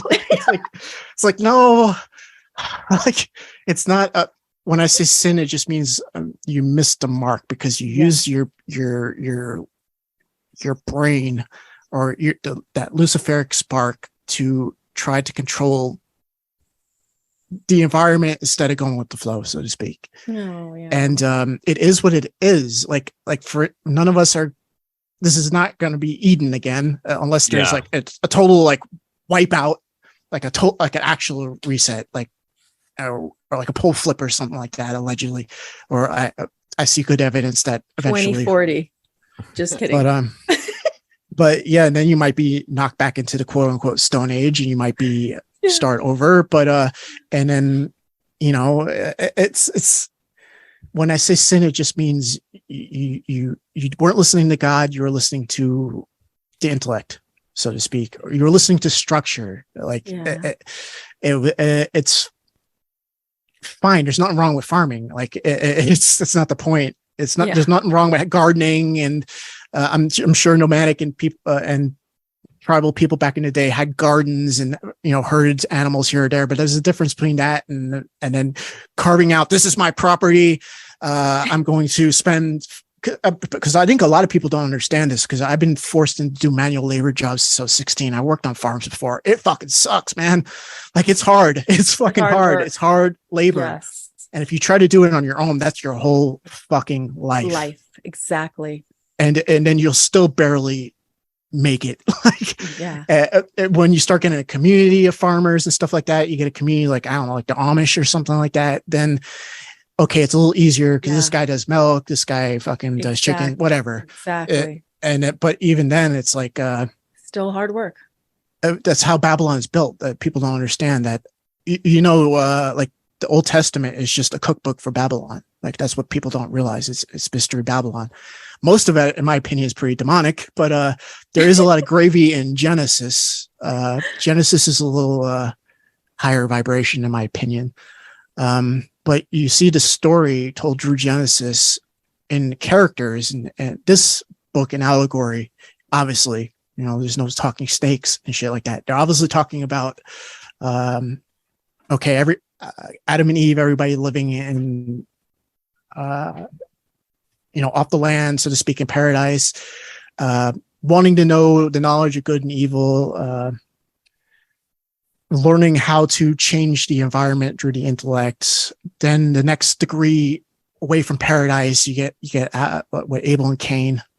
Cain is the builder of cities. Abel is the farmer, so to speak. And you see this play out in sort of this is what people like Mel Gibson are definitely in the know to a degree, because he made that movie Apocalypto. And even in the beginning or the end, the credit says this is dedicated to Abel, who was slain by his brother Cain. It's the story of Apocalypto. These two tribes in the Amazon or whatever. There's the Mayans. I guess they're the Mayans or the Aztecs or whatever. They're Cain. They're the city dwellers. They're the city people. And then you have these people that are like living off the land. This is Abel, and then the city dwellers come down and enslave everybody. They kill all the warriors, enslave the rest of the men, take the women, and they go back to the Aztec or Mayan or whatever the fuck that is. But it's basically telling the story. If you haven't seen Apocalypto, that's the story of Cain and Abel, so to speak. But you see this as the Genesis progresses, how with each sin, you get farther and farther away from God. So Abel the farmer is in degree closer to the truth. He's closer to the harmonic. Like it's not a sin like Cain, on and on through the whole story of Genesis is all the way into the collapse, the Tower of Babel and stuff like that. And if you keep seeing the same, the Genesis should be called the Book of Cycles, because that's what it's just about. It's about this fucking infinite loop, the Aurora Borealis, the snake eating its fucking tail. This realm is just in a constant fucking loop over and over and over. That's why what you said, Brandon, about past civilizations, I don't think it's the way the truthers are talking about with the more recent things that have come to light, which I'm very skeptical about. But regardless, there is a fucking cycle. Civilizations keep getting built up. They collapse for various reasons. Eventually, there's a big fucking reset. Everybody's knocked back to the Stone Age. It's all in Genesis. If you read it like as it's intended to be read. But yeah, and then in the mystery schools, they teach the same stuff, but just in different stories and different explanations. And they become a little more literal as the best as they can in a lot of these traditions. Like Satanism is ultimate literalism. It's like, fuck you, this is the truth. You don't understand. Fuck you, go die. Like it's that's the attitude. And Freemasonry, they spoon feed you in degrees, and you keep going into these higher vibrations at each degree for various reasons, not just to teach you about the mysteries. Most Freemasons never learn the mysteries because they don't go that high, because it's not something that you get. They don't tell you the truth. They initiate you into a vibration, so to speak, and then it's up to you to structure the patterns, the iron filings in that new magnetic field. Like there's a spiritual energy in each degree of Freemasonry, and part of it is the closer you get in harmonic to God, even if your mind's eye is totally blind and you're totally Luciferic, which Freemasonry totally is. They want to raise your vibration because you have to get closer to that truth vibration to be able to organize the higher mysteries. And that's why in the occult, they try to, they tell you, oh, you got to purify your soul, blah, blah, blah, blah, blah. But controlling the narrative to keep you in structure, to keep you in a spell, they bring you into each degree, or whatever they want to call it, each initiation, into a new level of vibration. And then they give you like in Freemasonry, they give you a lot of pictures and symbolism and allegory, and they don't tell you what any of that shit means. And maybe you'll never know what it means. But for people who actually, when they were initiated, were able to vibrate in that space, because Freemasonry ultimately is a space. Even everything they do, like the lodge they're talking about is space. Like you could say it's this realm, but there's different spiritual levels of this realm. That's why you and I and Brandon and we all see something different, because we're in a different vibration and we're organizing the structure a little differently. Even though we all have bodies, as say like the normies and the NPCs, they're in a different vibration and they're organizing things in a different way. And then the controllers are moving around the symbols to move them around like sheep, like the Judas ghost. That's why you use the goat a lot as well. Because the goat looks like a sheep, but he's not a sheep, and he can lead them to the slaughter, so to speak, or he can lead the flock. And you see that a lot actually here in Bavaria. They have giant sheep herds, like thousands and thousands of sheep, and they're getting led by one guy with a stick and a bunch of goats. Like it's, but I don't even remember where I was going with that, so I'll let you guys take over. I just wanted to say really quickly that Sharon, what you said about the Kalahari Bushmen, I think is highlighted here perfectly, because that's exactly what's happening to them right now. They're getting taken over by the city dwellers. It's just this cycle that keeps happening. And could it be something that just keeps happening in this realm until maybe one day? And again, I totally agree with what Joe says. There's going to be no utopia. It's never going to, well, I mean, maybe one day, but it's not meant to be this perfect paradise where everybody lives like the Garden of Eden. I think not this 3D. I don't think this 3D is meant for that. Yeah, exactly. And these cycles are just going to keep repeating until maybe one day everybody learns again to live like hunter-gatherers, or maybe that's not what we're supposed to do. Maybe to get to the next level of consciousness, maybe that 2D level of consciousness that second density is when humans were living like hunter-gatherers, and now we're going through the growing pains of getting to the next one where we can open our hearts and learn that we are, on some degree, at some level, we are all one, and then we can kind of open our hearts to it and then move up to the next density or whatever. But yeah, I just wanted to say that. What were you going to say, Sharon? Yeah. So just something that Joe said about like Freemasonry and Luciferic stuff, it just reminded me of something we had talked about, I think, Brandon. I can't remember which episode, but we had talked, because I had asked you about the Luciferic stuff versus the Satanism stuff. But from what I gathered, you were talking about it as a collectivism, like a collective solution. Whereas we were saying, like, there is no collective solution for everyone.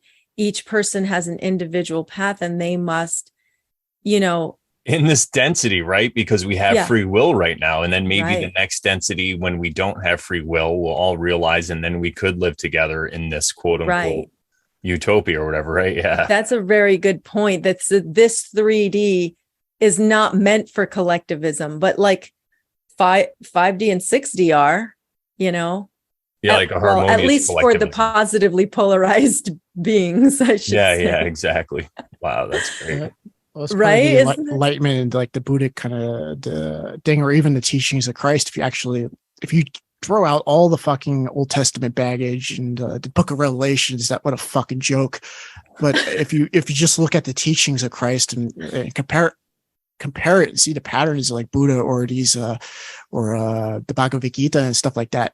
Like the Bhagavad Gita, instead of the Old Testament, to as a prelude, so to speak. I think if you understand the Bhagavad Gita and then read the teachings of Christ, you have a much higher understanding of what Christ consciousness is, or what those teachings are, or where they came from. Because Krishna and Christ, in the sense, they're animated by the same energy, the same spirit. It's and the teachings are always more or less the same. Like even what Christ, like, we'll go back to the farming thing. Didn't he say like, oh, like, why are you worrying and toiling? Aren't the flowers that grow by themselves? The fucking birds, they fucking eat everything. Like they build their nest. Like God. And he's trying to teach them, and then you could tell they don't understand the people that he's teaching them to, and but he's trying to teach it through the lens of like the Old Testament. That's why they're like, oh, wait, Jesus quoted the Old Testament. It's like, no, he kind of took it. It's like, yeah, I know you heard this, but it's actually, you heard A, but it's actually B. Like it's, you sort of know, because they're telling you through like occultism, like manipulation, the Pharisees and stuff like that with the Old Testament. But I'm trying to teach you, instead of following the law, to become the law. Oh my God. I can already hear the crosses being built in the background. How dare you? Satanist, this fucking Satanist guy. He said you love Satan. Like, I heard him. He learned from a Satanist. Like, build a cross. Mr. Crowley. How dare he?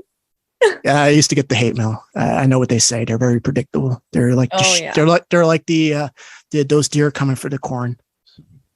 Yeah. Yeah. It's great. But oh my God, I love it that you've said about Jesus saying the birds, and I'm going to paraphrase, neither toil nor spin, and yet Heavenly Father feeds them. And also the flowers, the birds and the flowers, they don't worry. They don't sit there and spin wool. They don't sit there and it's like the highest power, the higher power will feed you, clothe you, give you what you need. It's an absolute you just have fact. And you don't have to worry about it. I mean, I hate to say it, but I've been doing that. Like, and it's mind-boggling. It's mind-boggling to me where I'm at right now, because I don't worry. And yet I don't worry. It's mind-blowing.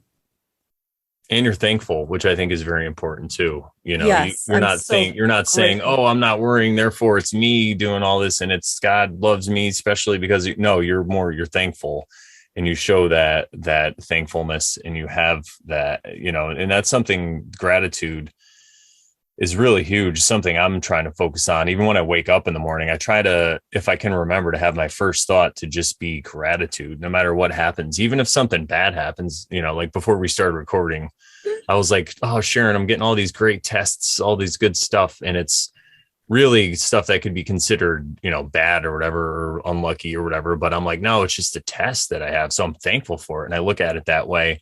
And it changes my whole point of view and my whole mood and my whole way of existing in this world. And it's just such a better way to be. It's like a different vibration, like Joe says, you're just over that shit. Exactly. You change the field. So the iron filings arranged based on your new energy. And certain things just fall away. They don't hold that charge in that field anymore. They just fall away. You forget about them. They don't come to mind anymore. Like the mind and even the actions and your emotions, if you really are radically honest, they're just happening. Like you have no control over, oh, I got up and went to the refrigerator. Like, okay, where did that thought come from? Where did that emotion come from? You trace it back. Where was the you in all this? Well, you find that where the free will is on that nonlinear spiritual level, that you can change the field, you can change the context, and that will interact with everything in your sphere in this realm and in realms unseen, and arrange you in a different way. And new actions, you'll turn right instead of left. You'll have that thought of being grateful because it came out of an energy. Like people have it in reverse. That's the trick. That's the spell.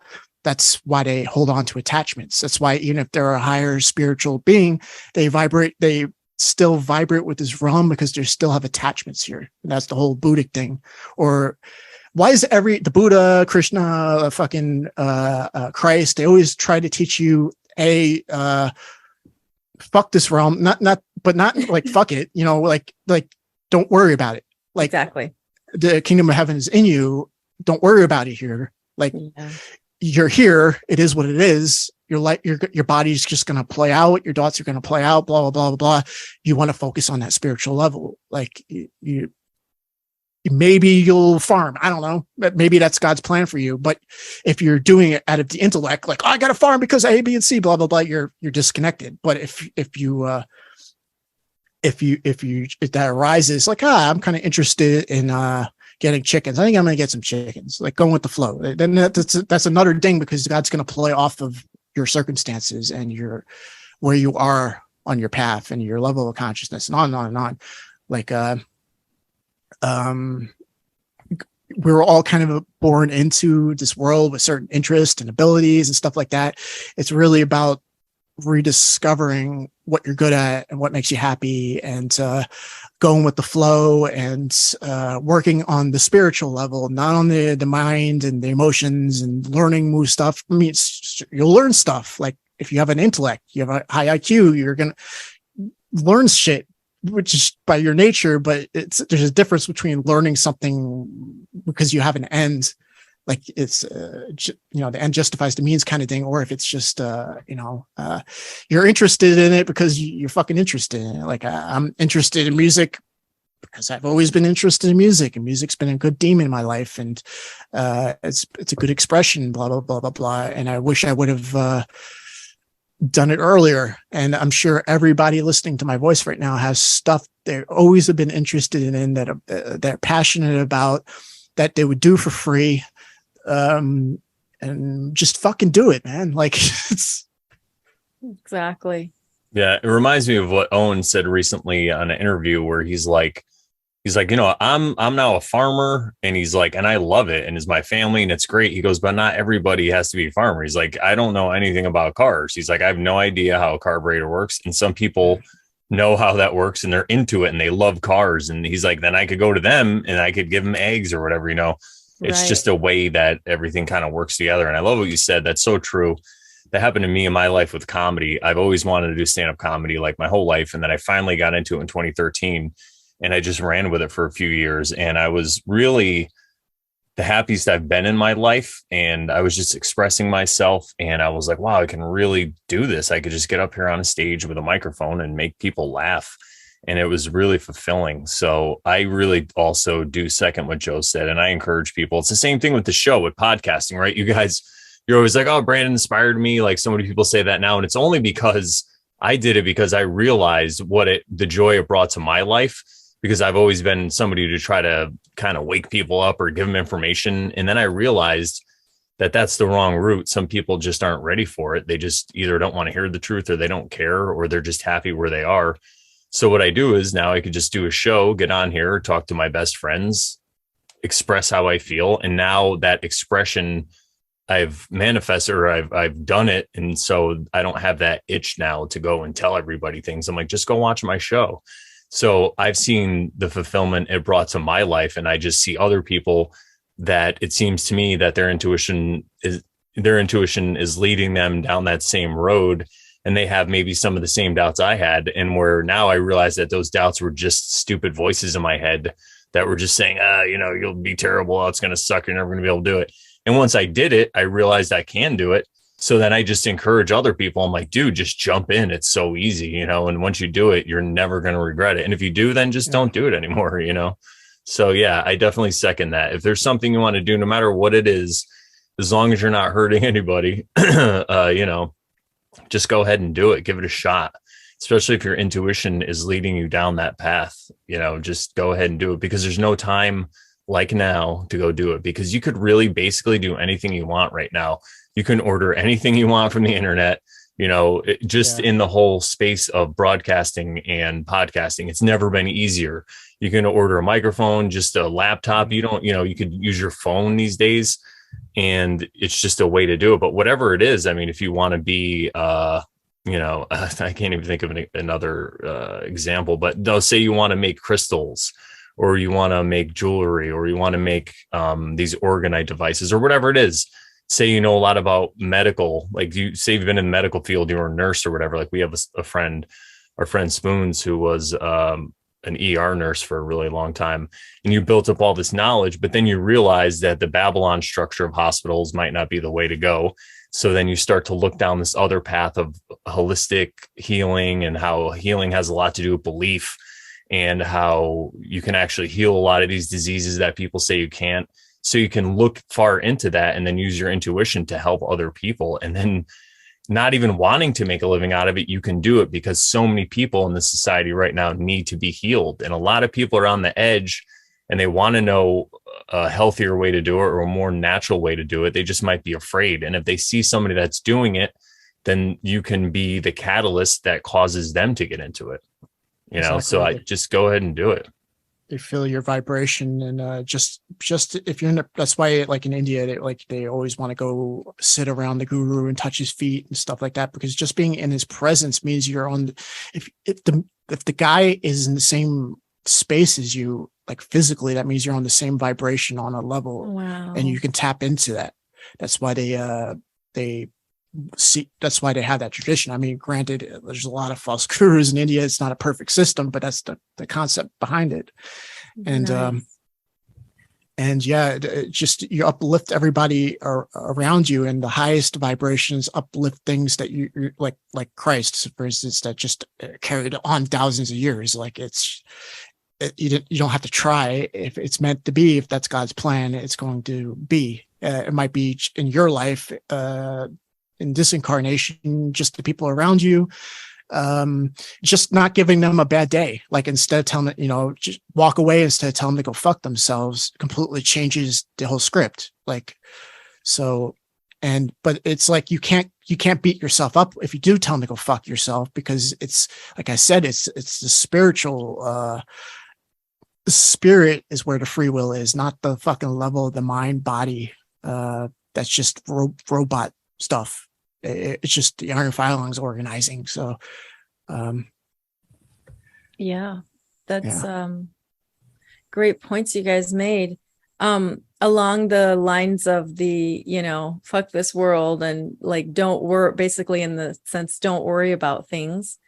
It just made me think of something I've been thinking on the last few days, that because I'm on Telegram, and I have a lot of my friends are on Telegram, and that's how I keep in touch with them. And I'm also on a lot of group chats, a lot of channels, a lot of group chats that I keep up with. And sometimes I'm scrolling through, and some of the things people choose to post about, sometimes I just have to giggle and just ignore it and move on, because you know, some I guess I stay in those places for the gems Yeah. of things that I see, like the memes that are gems. But sometimes even I was thinking to myself that memes are a sort of like escapism too. How dare And you? they're also a sort of they're also when you're focusing so much on the negative stuff in this world and the shit show that's going on out there, and it's like, and you're focusing energy on it because number one, you meme about it, or you make a meme, or you propagate a meme. And I'm guilty of it. Sometimes I will, but there's a lot of things I don't, because I don't even know what's going on. And honestly, I get a lot of my what's going on in the shit show world from the memes and from the links that people are posting. Cause I'm like, I don't know what's going on and I don't care what's going on, because what matters to me is my realm. Like if it's not in my circle, and then it has nothing to do with me. But when I see these memes, it's like people are constantly focused on that. Well, if you're focused on that, that's what you're drawing to yourself. You're drawing the shit show into your life if you keep posting about it. And, and I'm not knocking anybody, I said, sometimes I do it myself. So, but it's just a reminder, a gentle reminder to myself and others that we can do better. We can focus on better things, on things that are beautiful, lovely. What did Paul say? I think Paul even said, focus on these things. And he named like 5 or 7 things, it's like the good, the true, and the beautiful type thing. So there are better things that we can focus ourselves on than the shit show stuff. So but irony is built into the fabric of this fucking realm. That's one of the biggest things I've noticed. And all these people that, like in the truther community, they hate the controllers, they hate the Illuminati, they don't realize that they have the same animating spirit. They're the same people. They're the same frequency. They're just on the bottom of the pyramid, so to speak, because various reasons, but they're the same energy with the same mentality. They think they can change the world, that they know what is right and how we can have a utopia. They are the same fucking people coming out of the same energy. And that's why like attracts like. And every vibration has 2 poles. There's a duality to every vibration. So I don't know why you hate the controllers and the Illuminati so much, because you're the same fucking people. You probably sit in a bar and drink together. Like you have the same mentality. You might have a different life. You might not have all this power and shit like that, but you have the same Luciferic energy. You are a cell of Satan, of what they call Satan, Lucifer, whatever. You are the same collective fucking energy. You're just on the bottom of the pyramid. So, because people see in others what they dislike in themselves. Exactly. And they don't realize it's like they hate this thing about them, but they don't realize, how can I use that as a mirror to myself and say, why do I hate that so much? Why do I let it bother me? Why you don't realize that you spiral, you're all butthurt and you're spiraling, is because you're disconnected from the truth, because you think you can change the fucking world. A fucking lie. And so you're disconnected from truth. You're functioning like a robot. And here comes the demonic fucking energies to empower that lie and hold that structure into fucking reality. Oh God. It makes me think of when you were telling me about Joe, the farmers, because okay, here's the thing. I see so many things out there on Telegram. And so I saw something about, the farmers in Germany are getting together, like honk honk, and they're tractors and they're getting together. So I forwarded it to Joe kind of as a joke, kind of like, ho, ho, ho, ha, ha, this is what they're doing in Germany. But I don't know, and then he's like, this is hilarious. Anyway, Joe, you tell the story. Oh yeah, that everything I've been seeing on YouTube, I've only seen headlines. I don't fucking click on it because I don't care. But I guess it's going on in the Holland or the Netherlands, the Dutch, not Germany, so to speak, but Germany has the same thing. They do it every year where all the farmers get on a tractor. They all drive to one spot. They party and hold up signs, and the media comes out and does coverage. It says, "Oh, these poor farmers." And then, I don't know, days, weeks, months go on, and then they all go back to their farms. And it's just like Occupy Wall Street, but with tractors, so to speak. Occupy Main Street. Yeah. Oh, that's too funny. So, earlier we were talking about, people who call themselves truthers and stuff. And you had talked about, I think, Brandon, did you mention somebody, or did somebody mention Lex Truther? Oh, that's just the name I made up. Oh, so no, that's right. Instead of Lex Luthor, it could be a character. His name is Lex Truther, who thinks he has all the answers. Yeah, your own worst enemy, so to speak. Yeah, I like what you said about that, because the people at the bottom of the pyramid, it's like, it really reminds me of what Owen talks about with these gammas who will constantly troll him all the time. And even though they hate him, they still watch him all the time. So they're still giving him their energy, but they just think that they can do it better. They just want to be in his shoes is what's going on. It's the same thing a lot of times with people who are damning the Illuminati or the quote unquote controllers, because like you said, they think that they can do it better. And it's really just about getting locked in that vibration instead of going out and doing your own thing. It's like, no, that's not your role. It's like that saying that says it's better to fail. It's better to fail in your own dharma than to succeed in someone else's dharma. So, you see someone out there that's like an actor or a president or a leader, and you want to do that. Well, you're not here this time to do that. That's not your job. Your job is to find out what brings you joy and to do that. Yeah. Right. Allegedly. Exactly. But yeah, go ahead. I think Brandon, I think you wanted to talk a little bit about Bill Cooper. Yeah, that's what we did want to talk about. We touched on it earlier, and something that Joe had forwarded me about Bill Cooper. And one thing you said earlier too is how he made a lot of predictions and it didn't seem that they came true. But I really feel like, again, nobody can predict exactly what's going to happen. It's kind of like, it reminds me a lot of Lord of the Rings when they let Sam and they let Frodo, when Galadriel lets them look into the water that kind of can tell you the future, could show you the past. It shows you all different things. And what she says is this shows you a possible outcome that can happen, but it just depends on your actions and what you can do. But it also just shows you a glimpse of what could be, or maybe what's even going to come. And then that person will just make all these assumptions about how it's going to happen. And then it doesn't exactly happen that way, or it can happen a different way. And what Bill Cooper said a lot about, I think he was talking in the 90s, and he was saying by like, the mid 2000s and the 2000 teens, how it's going to be like jackboots and all this control and people aren't going to have any freedom. And I guess you could say that kind of happened in 2020, but we're not seeing like a 1984, like a communist exact takeover with tanks on the street and all this stuff. But if you look at it one degree, it kind of happened with corn syrup, with television, with all these people just indulging in all of their sense desires, that's trying to please all their senses. And because of that, now they are all under control. And I think that's why 2020 was able to manifest and even happen.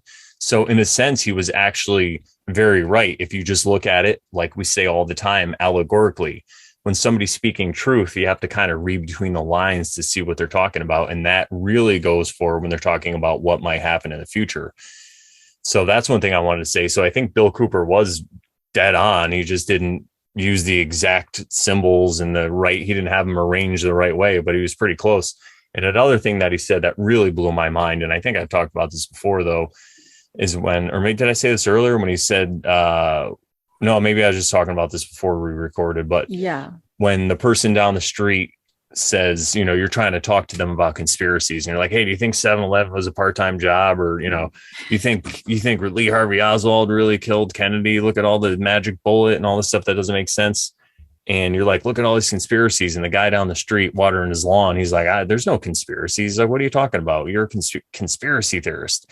And then you, as this person who believes that you're a conspiracy theorist, whatever, you get irritated because you think this person can't see the truth. But when they're saying there's no conspiracies, they're not lying, because all this stuff is just happening in the open. It's not hidden in plain sight. It's just in plain sight. They're putting it right out there to let you know. There's full disclosure and all kinds of media. Sometimes they'll even tell you right to your face that it's going to happen. And they're actually the ones who are right, and they're speaking their truth as they know it. And they're just saying, hey, there are no conspiracies. They might not realize what's going on. They might believe the official story about JFK, but when they say that there are no conspiracies, they're actually right. Yes, they're right. And they feel on an intuitive level that they're right because they are. And because they don't know their own self, know thyself, God in the universe, because they don't know themselves, they don't understand how they're being manipulated, how this subtle aspects of their consciousness are being manipulated. That's how black magic works. I mean, in a nutshell, the higher rate of consciousness you have, the quicker, when you have a dot, when you hold the dot, the quicker it comes into manifestation. And that's why these really high consciousness, like gurus, can almost seem to have supernatural powers, because it's just the way things just manifest. But so everybody who's connected to God can manifest. There's power and there's force. This isn't why I recommend like looking into Hawkins, David R. Hawkins, read Power versus Force and understand the concepts in that. How black magic works, because there's a lot of misconceptions about it. No one knows. The waters are very muddy. I could tell you how black magic works. Black magic works because if you want something to manifest and it's not on a harmonic closer to the divine, so to speak, you can't bring it into manifestation. You can only use force. You have no power. So what you do is you manipulate people who have real consciousness to have connection to God. Because even like the normies, they have a level of connection to God. The Good Samaritan out there. You manipulate the symbols through black magic, and you use their consciousness to bring things into manifestation. And that's why Freemasonry is set up the way it is, for example, is because they want them to get to a certain level of vibration until they get beyond the veil. And then they get that Luciferic slip in that's a lie, and they can't. But by that, they're trained well enough where they manipulate the people that are connected to that vibration, so to speak. It's a kind of a complex subject, but it's really not too hard to understand. So yeah, if you're disconnected from truth, you can't bring anything into manifestation. You have no power. You can only use force. And black magic is using things like what you were just saying. There is no conspiracies. It's out in the open. They're telling the truth. And but because they don't understand the deeper levels, they're on the surface fucking level. They don't understand like how that's being used to manipulate them. And everything is kind of set up like that. That's what, if you just sit back and you kind of just go with the flow and you observe and you know thyself, that's the ultimate truth, is you got to know yourself. You got to stop looking outside yourself and start looking inside yourself and looking at your own paths and extracting patterns based off your own inner tuning fork, so to speak. And if you don't do that, you're under mind control. Blanket fucking statement. And we're all under mind control to a certain degree. You, I, Sharon, everybody's under mind control. It's just in different ways. So maybe, I guess you could say, a lesser degree. But if you look inside yourself, you see you're under mind control somehow. You can see you're assuming. Like every time you have a theory and you're like, oh, this is the truth, and it's a lie, you're disconnected from the truth vibration and you're functioning like a robot now. So. How dare you? Yeah. There's always a cost to magic. Anytime that you want to manifest something in your life, especially dark magic, but all quote unquote magic has a cost to it. So that's my one warning. If anybody ever does want to get into any kind of divination arts, or, even the tarot or manifestation, or even downright manipulation of people, there is a cost to it. And the people who are the best at it, these dark magicians, they've figured out a way, like Joe said, to get other people to pay that price for what they want to do. But what they don't even see is there's still a cost to doing that too. And it turns them into who they are, these people that are hated and all this stuff. So yeah, it was just a little bit of word of caution there to anybody who gets into this stuff. There's always a cost to it. And when you're on your own path, following your own intuition, that's when it's more of a neutral thing. There's not really a give and a take. You're just kind of following the middle. And that's when things that are supposed to happen manifest in your life, and things kind of just go easier because of that. Not saying that everything's going to be easy or everything's going to be roses and great, but it's going to be less suffering, I guess you could say. Yeah. And just more vibing, more surfing rather than drowning, maybe. I don't know. I'm just throwing that out there. Yeah, totally. So we're getting, like Crow says, we're getting to the top of the second hour. And I know Joe has to get going. So I could, unless anybody has any final thoughts, I was just going to ask Joe I was going to ask him a cool question, and then maybe have him tell us where we can find him, unless somebody has any final comments. Unless there's anything else you want to say about Bill Cooper or Dr. David R. Hawkins.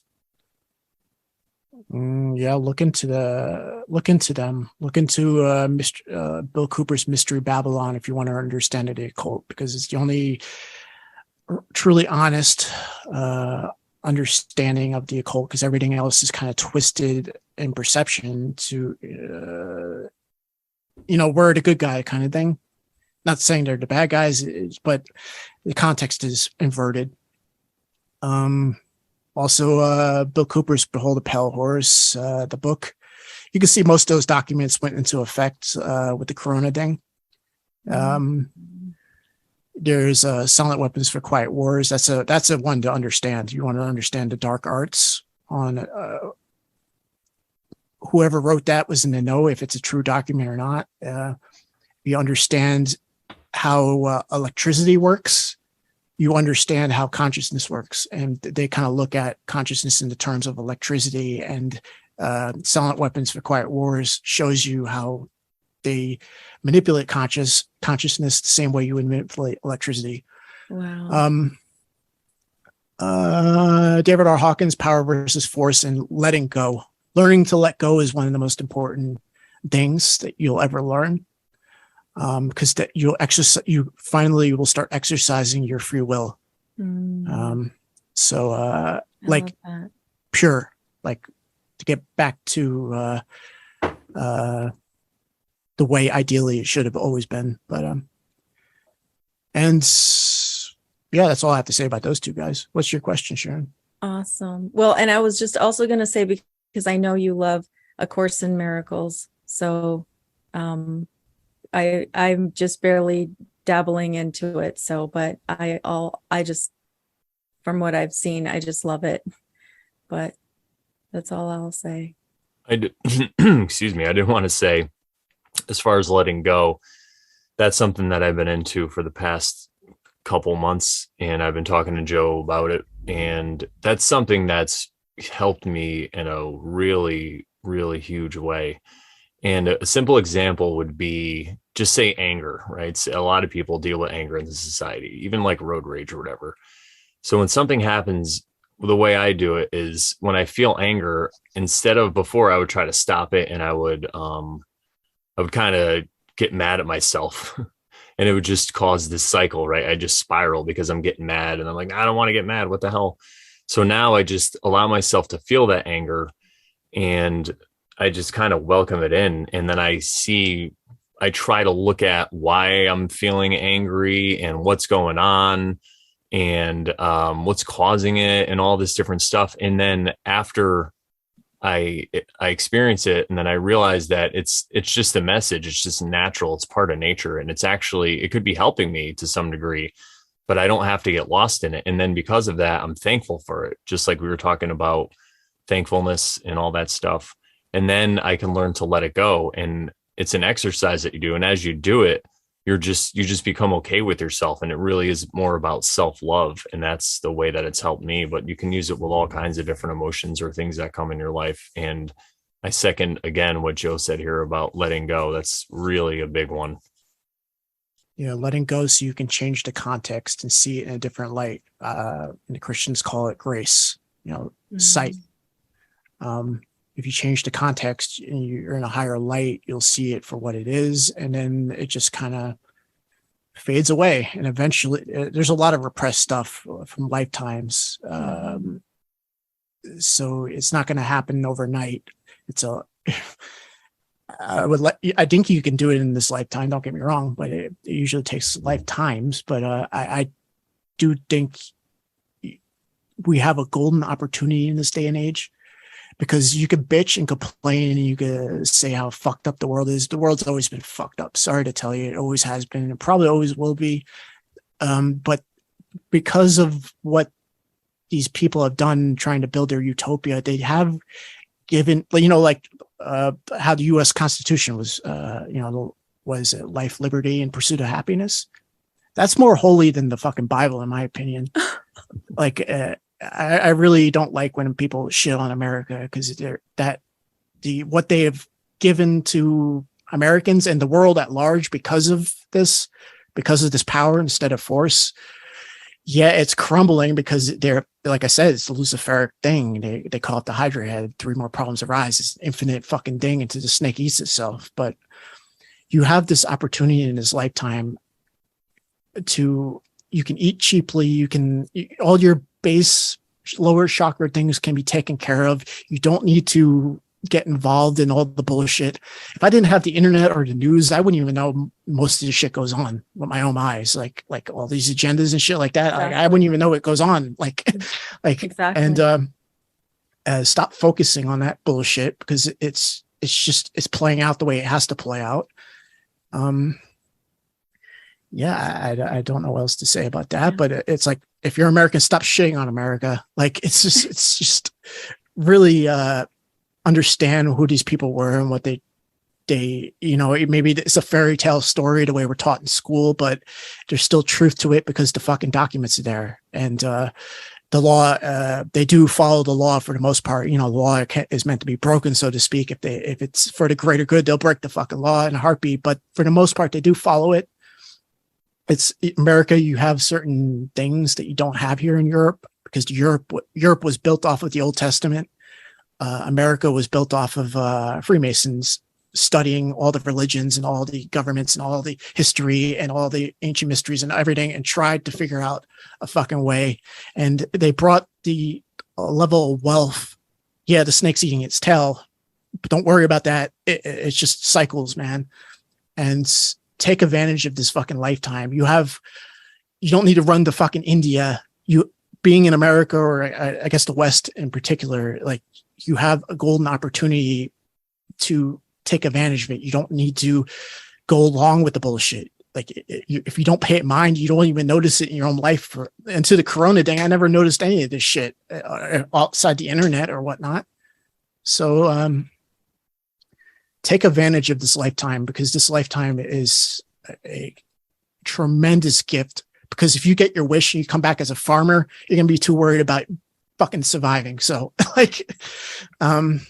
be careful what you wish for. That's all I have to say. And, you don't have to take part in the evil shit of the system. If you're going with the flow, God will play off of it. So. Yes. Yeah, it reminds me of what Benjamin Franklin said after he left the drafting of the Constitution. They're like, "What did you make?" And he's like, "A republic, if they can keep it." Something like that, right? Yeah. So why don't you tell us quickly, because I know you got to get going, about your picture and then where people can find your show. Yeah, Picture. I wanted to ask him about his picture. Yes. Oh, that picture, I use it for Contemplations of Spirit, because it was when I did a trip to Egypt in 2019, I got to go down into the chamber of the pyramid, and I had a camera, and there's this little Egyptian grappler down there that was hustling people. And for the most part, no one went down to the second chamber because it's very claustrophobic, and there's a weird fucking energy and resonance down there. Like it's really eerie.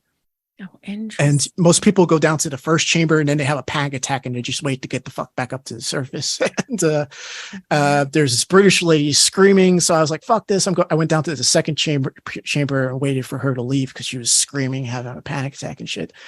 And I was just like, why the fuck did you come down here then? Like, but so I go down there and there's this little Egyptian grappler just waiting there, and he takes my camera and he's like, oh, take a picture. And then which means the next thing will be the little violin fingers. Like, where's my money? And so he took a picture of me down there, and so I kind of was in that energy that is supposed to be spiritual. I don't know. I found the picture very ironic, but it's a really good picture. So I used that for Contemplations of Spirit.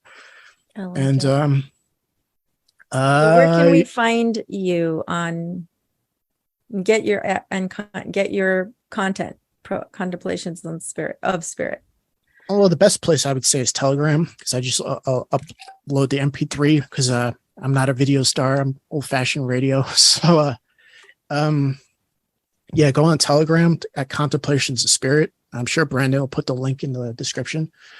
And also I put my videos up on Bitchute more recently because YouTube just sucks these days with the copyright stuff and whatnot.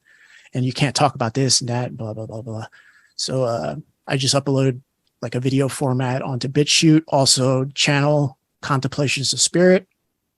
I'm sure Brandon, like I said, will put it in the description. And you can find me on YouTube too, but I only upload like teasers, like 5-minute teasers. So. Awesome. All right. Great. I just want to say that if we ever get a chance to go to Egypt, I'll be like, is there a chamber further down? Like, I don't care about claustrophobia. I'll be like, I don't either. I will go. Like, let's go all the way down, but there's a devil down there. Yeah, let's go say hi. Like, let's do it. I'll try it. I'm not afraid. There's such a weird energy down there. It's really weird. Oh, I can imagine. Yeah, I'm sure. I'd probably be cool with it though. Like, I'm always cool. I'll try it. Awesome. Well, I'd like to thank you, Joe, for coming on. This has been one of my favorite podcasts so far.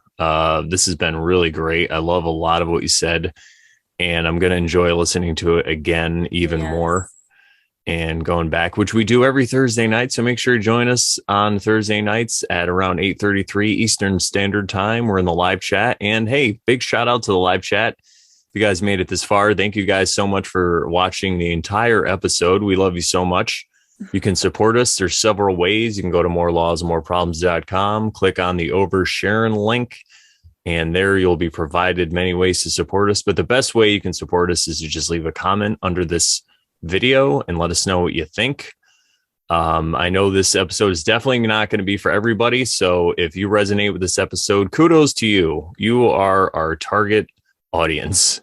If not, we get it. Hey, leave a comment below. Let us know what you think. Maybe we'll do an episode on it. Share it around to people who you think might gain something from this. But again, we don't want you woke raping people out there. We're not doing this to try to get famous or to see how many subscribers we can have. We're just doing it because this is what we love to do. And we know there's people out there that resonate with this. And now maybe you don't feel so alone, or I'm sure you learned something because I sure did. So yeah. Absolutely. Anything else, Sharon? I just loved it. I had such a great time vibing with y'all. Yeah. So, and Sharon's the one who puts the links in. So shout out to Sharon, by the way. She's the one who puts all those lovely links of our guests in here. She's such a diligent little link finder. I love it. Yeah, it's awesome. All right, everybody. Well, what do we say to the good people, Sharon? That if you're not oversharing, then you're totally not Karen. That's right. So overshare and share on. See you guys later. Ciao.